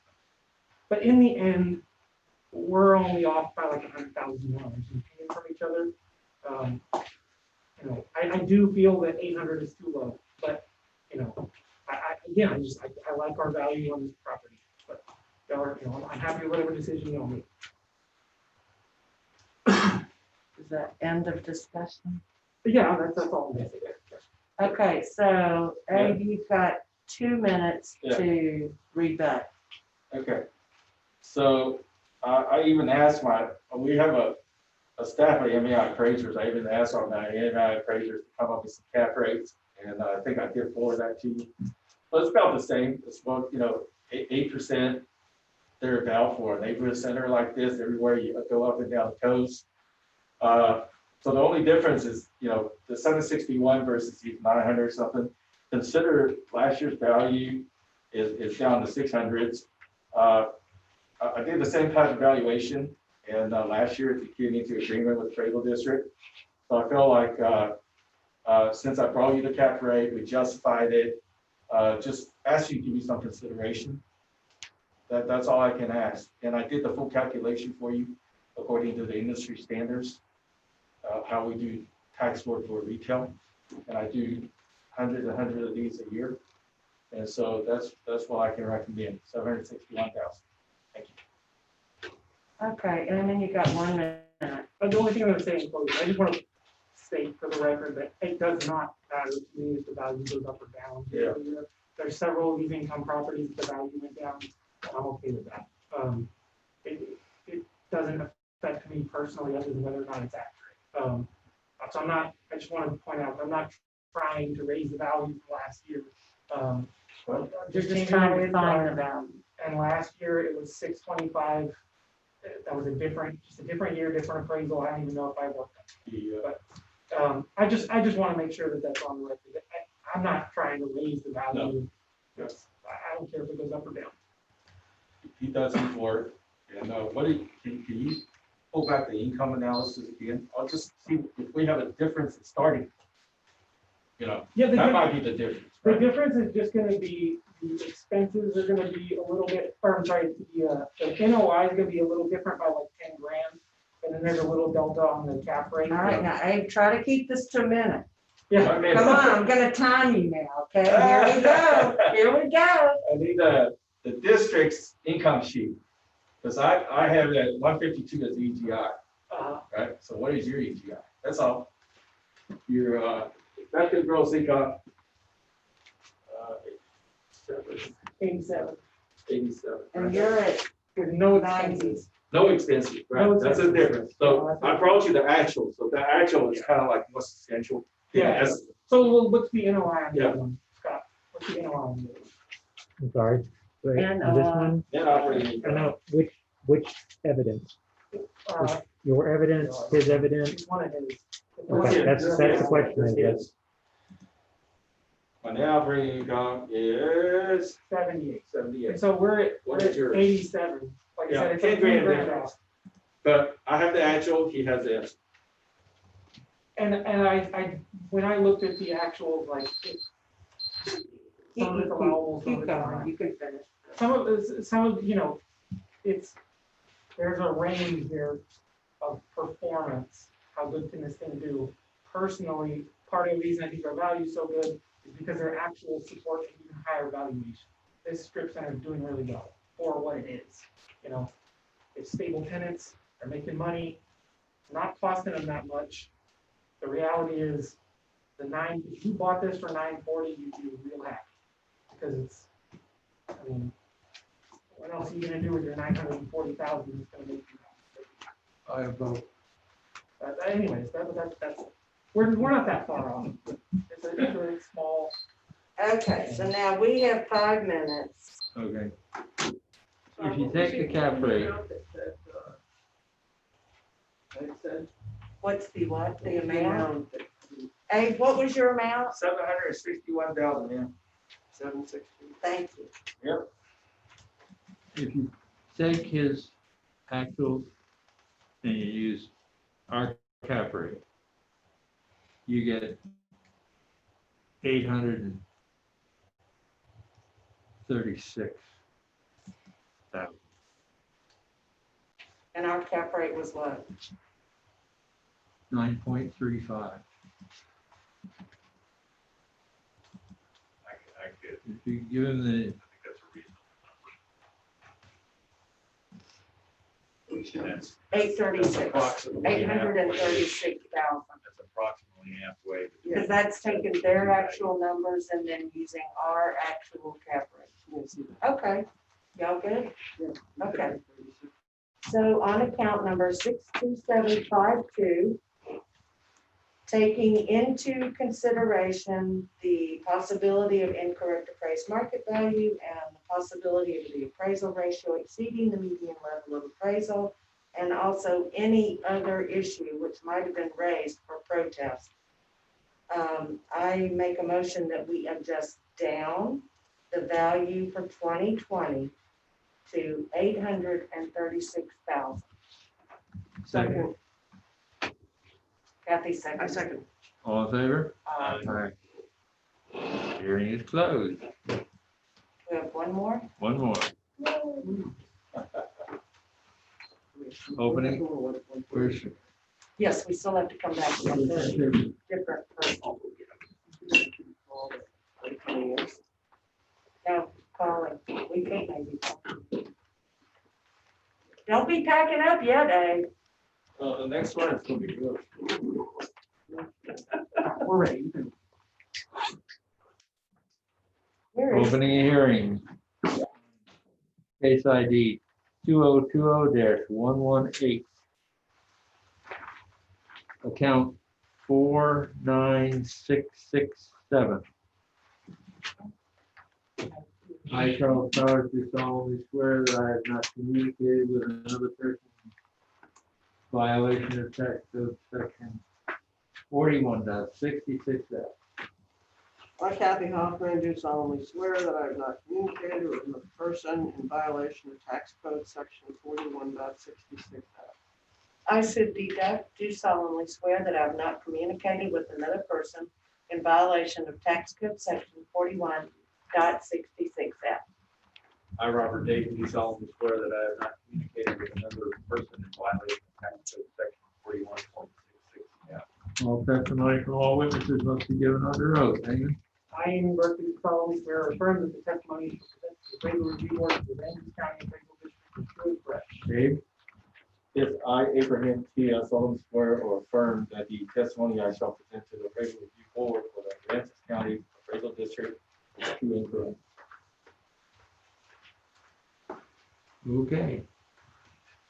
So this is, I guess I'm going first. Yeah, go ahead. This is account 49667. This is a small kind of office type building on Fulton, 35 past Fulton, between 35 and Fulton Beach Road. It's across from the airport. Oh, is it the one that Airport to the west. faces 35 kind of? It's an odd looking building. It's a rectangle. Okay. You want about a rectangle. All right. And it did sell in 2017. It was purchased for $292,000. It was noticed at $247,530. It's on the cost method currently. The value last year was $197,000. It had some storm damage and they repaired it. The building got some effective age increase as a result of that. The sales that we're going to show are including this building, actually, our first comp, and then two other office buildings, one of which is used as a medical facility. That's, you could maybe put it. This building is one? This building. It's not the subject. I mean, the one we're sitting. You bought this Oh. building? You bought this building? Yes, this building was a purchase. The appraisal district is outside of the scope of this, but we actually had money sitting there and used that to buy a building rather than financing the debt, new stuff. But this was like something that was bought by the appraisal district to replace our old building. So we're not on the dole for this property at all. We got a walls. Yeah, no kidding. No kidding. We're waiting to crack the piggy bank to finish fixing it. The piggy bank's got a hole in the bottom. Again. The median indicated value based on sales is $242,524, which is about a $5,000 adjustment below what it was noticed at. The equity is just a couple of other commercial properties in the Fulton area, and this building, and it just shows that we're not doing anything untoward to this property. Our median equity value is $265,000. I think that this property is somewhat undervalued, but that's because we're doing it on cost, and that's just how it is. The sales grid does show that a downward adjustment is warranted based on comparable sales. And the equity grid at the bottom is for that Fulton Beach Road area, and it showed 98%. But it is worth noting that this isn't really a house on Fulton Beach Road. It's commercial property facing 35. But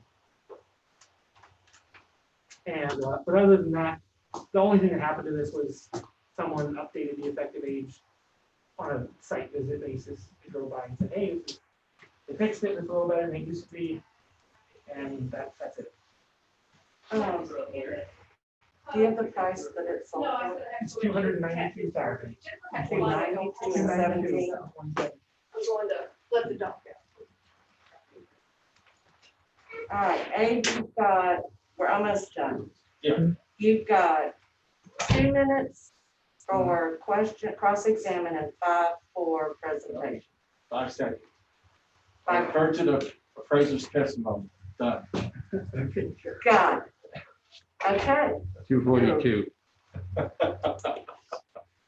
yeah, I came up with 242. Do we need to keep going back and forth? No. Are you done? Done. Are you, okay, so based upon what we've heard from the appraisal district and from the property owner's representative, taking into consideration the possibility of incorrect appraised market value and the possibility of the appraisal ratio exceeding the median level of the appraisal, and any other possible factors that may have been used, considered for the protest, I make a motion that we lower the total value for this property for 2020 to $242,000. Second. In favor? Aye. Yay, done. All right. That wasn't so bad, was it? No, not at all.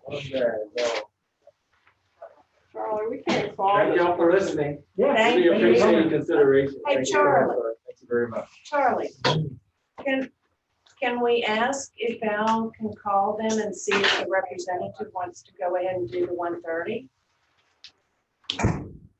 It's only one We case, only have one case at 1:30. and that'll mean we don't have to come back, which sure would be nice. Let's see if it's legal. And it's you. thank you so much. Thank you very much. Make sure you fill out a survey, sir. Very well. Thank you. Charlie, reminder that it is videotaped so they can look at it at Zoom at 1:30. That's the truth. Is it representative or a little person? It's a representative from another company, right?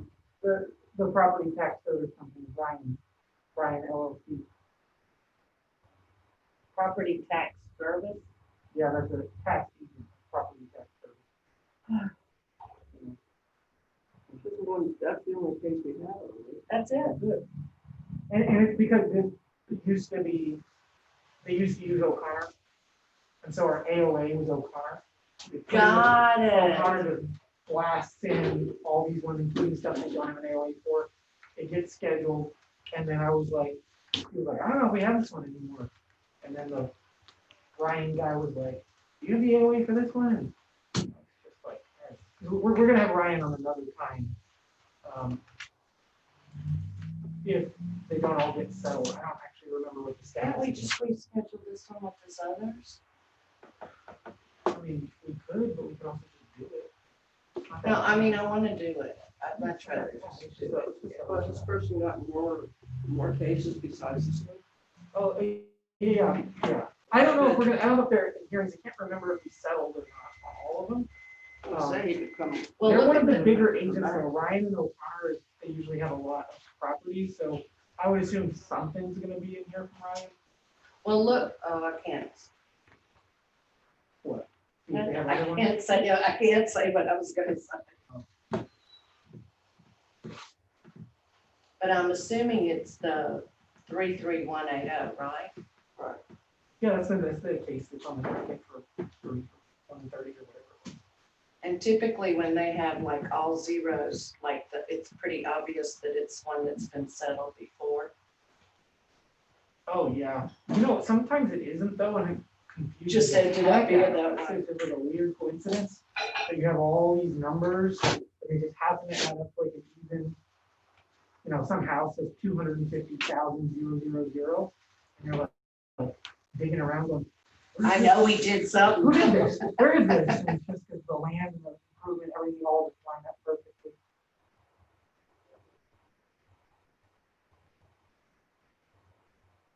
Amen, thank you.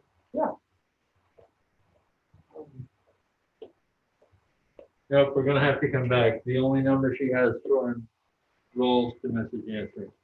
It doesn't do us much good. So he's probably at lunch. It is after 12. Give me that phone number. I'll be calling on them. So I'll give him an earful about that. see you at 1:30.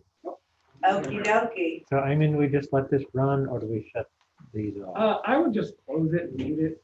I don't have to restart it.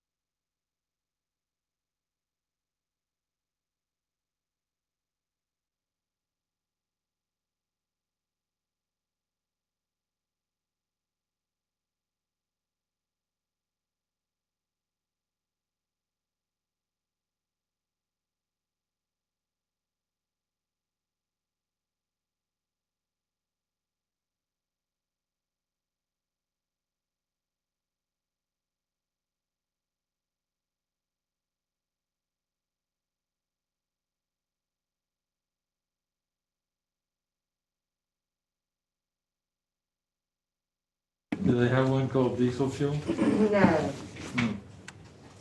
Uninteresting. I love this motivate. It's one of my favorites. Is there an attendee waiting to happen? It should be. You already called? So we know this is the right person? I'm not making a joke. I'm trying to do the hearing. Is it Sergio? Yeah, it should be Sergio. We got another one. Okay, we're gonna admit them in and you're gonna say hello. All right, Charlie. Hello? Are we unmuted, Scott? We are? Hello, Sergio. Hello, hi, yes, Hi, this is Charlie Powers, the Appraisal Review Board. How are you today? I'm doing pretty good. How about yourself? Not too bad. I'll tell you what, we've got some trivia to go through before we get to the heart of the matter, so if you just bear with us for a little bit. This Okay, sure thing. hearing is being recorded. We're the Appraisal Review Board that will be hearing your protest today. At the table are Kathy Hoffman, Cindy Duck, Robert Dayton, and myself, Charlie Powers. We do not work for the appraisal district. We're appointed to perform an independent review of your protest. The Comptroller's Office provides an electronic survey for you to offer feedback about your experience today that may be accessed at the appraisal district office or online at surveymonkey.com/r/survey ARB. Survey is voluntary, but we do encourage you to take it. You also have the right to appeal our decision. Appeal information will be provided to you with our determination. In accordance with Tax Code Section 4145H, all written material that has not been provided must be provided at this time. Do we have all of your evidence? Yes, I do believe so. I had emailed it to you all yesterday. Very good. ARB members who are considering the protest have not communicated with anyone about the protest and are signing affidavits to that effect. And I'll start with I, Charles Powers, do solemnly swear that I have not communicated with another person in violation of Tax Code Section 41.66F.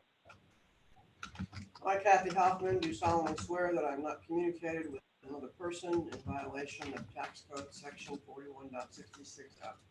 I, Cindy Duck, do solemnly swear that I have not communicated with another person in violation of Tax Code Section 41.66F.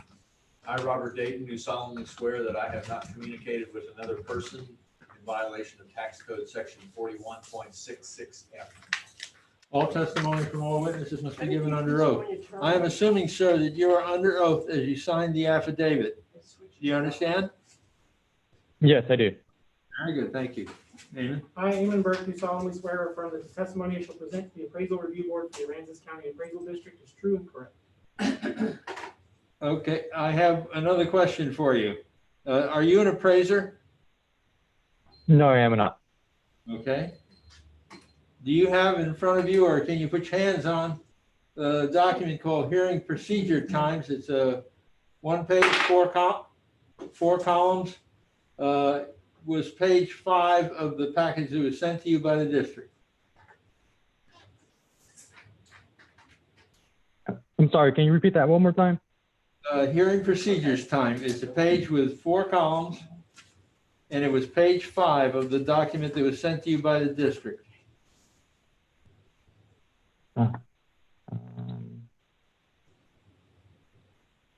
Did she lock it? If you can't find it, we'll walk you through it as we go. Okay, sure.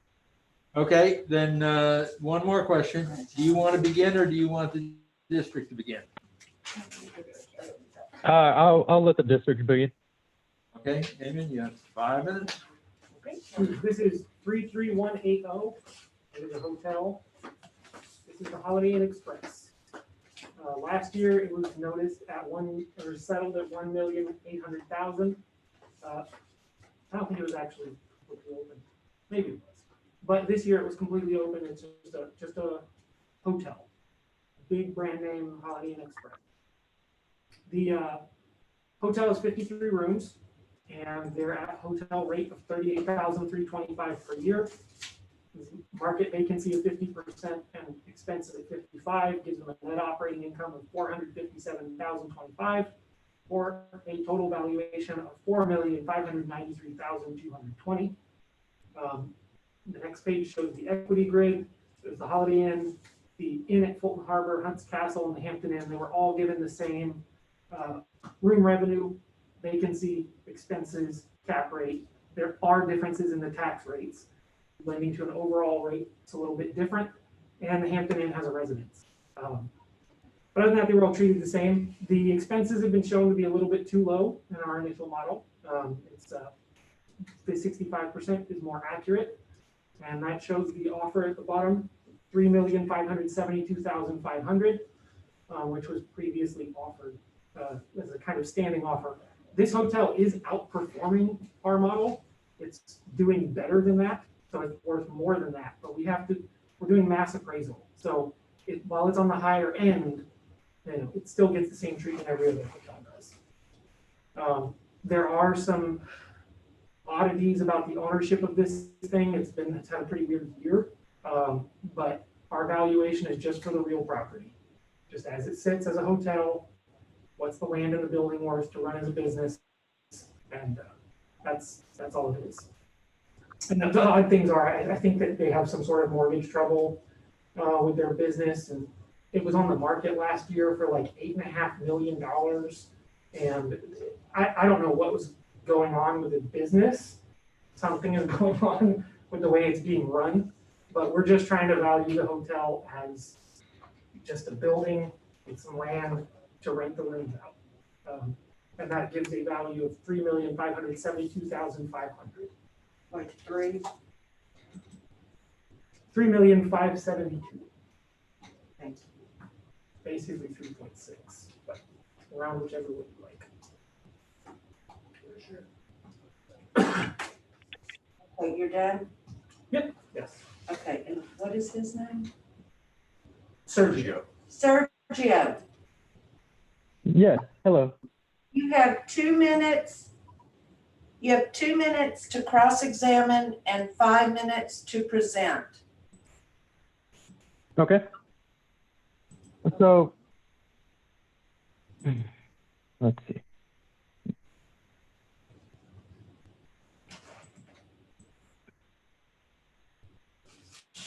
So the workup that I had attached, that I sent you guys for my evidence, I did not have the full 12 months profit and loss statement, so I went ahead and did a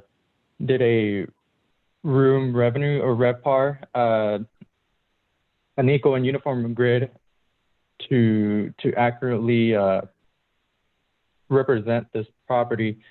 I did a value per key on this hotel, and I derived everything from the fact book. I heard earlier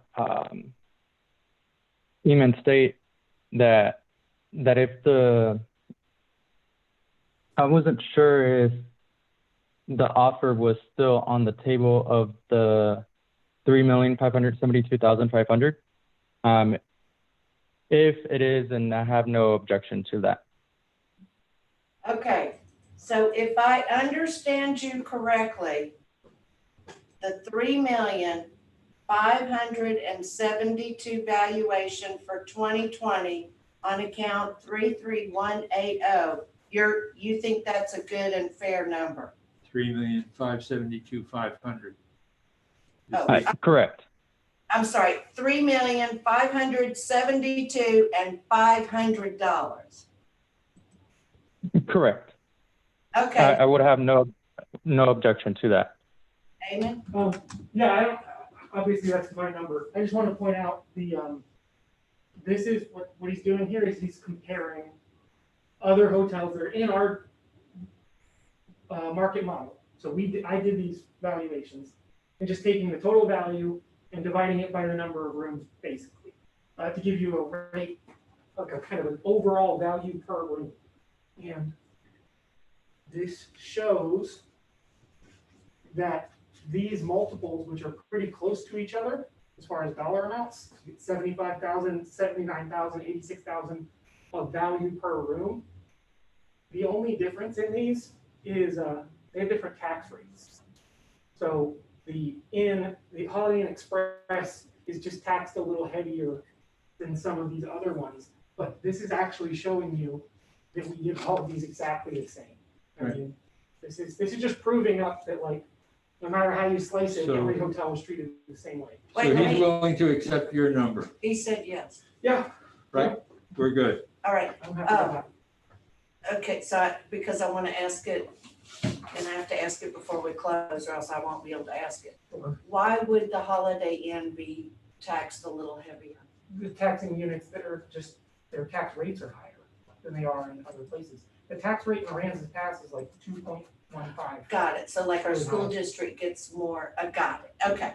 All right, so Sergio, on account number 33180 for 2020 valuation, I make a motion that we lower it to $3,572,500. And that I believe addresses the possibility of incorrect appraised market value, and that the possibility that the value is unequal compared with other properties. Yes, correct.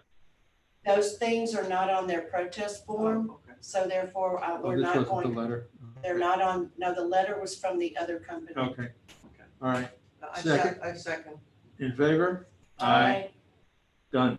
All right, Thank you, it's Sergio. done. All right. Thank you so much. Thank you, everybody, for your time, and stay safe. Thank Goodbye. you. Thank you. Bye-bye. That was easy. So which things are they, did they protest and did you have on your? Just Q1 and Q2, Yes, okay, thank you. that's it. Thank you. I just want to make this accurate.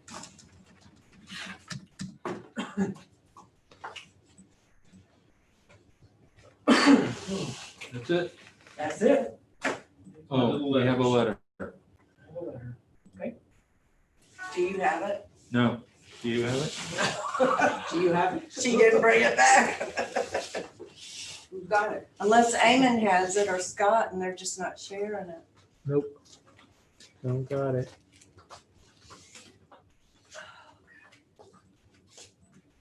Here, Charlie, you want a Snickers? No, You want, no, I'm being good. Controlling my sugar and my weight. Reese's. No, no, no, no. York peppermint patty. No, no, no, no. Okay, Kit Kat. No, He's, no, go- no, he's, no. he's saving himself for the scotch. Ah, I don't blame Sugar that. in it, so There you go. You can have that, there's no sugar in the couch. Okay. Pretty much. We have a letter? You have one. Oh, there we go. Okay. Dear appraisal review, are we good? We're good. Yeah. Okay.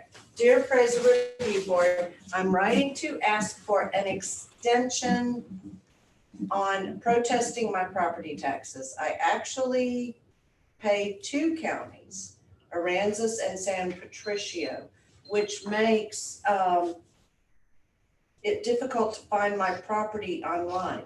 I called to dispute my taxes on time when I was supposed to. However, San Patricio was unable to find my property and sent me to Aransas County. And I was unable to match my e-file PIN and property ID number online. Then COVID happened in full swing, and I couldn't go into the offices to speak with anyone and figure out how to dispute, and the deadline passed. Thank you for your consideration. Travis and Amber Lopez, property ID 65651. What's the date on the letter? July 9th. They're in an envelope, but I find it hard to believe that it was, do you have the envelope? That it was postmarked, Yeah. June, is it 15th or 17th? You want to bring up the? 15. Are you sure you're not at tablet? She just wait, she didn't have a date, she never had a date. No, but we're gonna check the envelope. Yeah, And but just that's dated. make sure, I doubt that they mailed it on time, but just to verify that they did. Oh, goodness.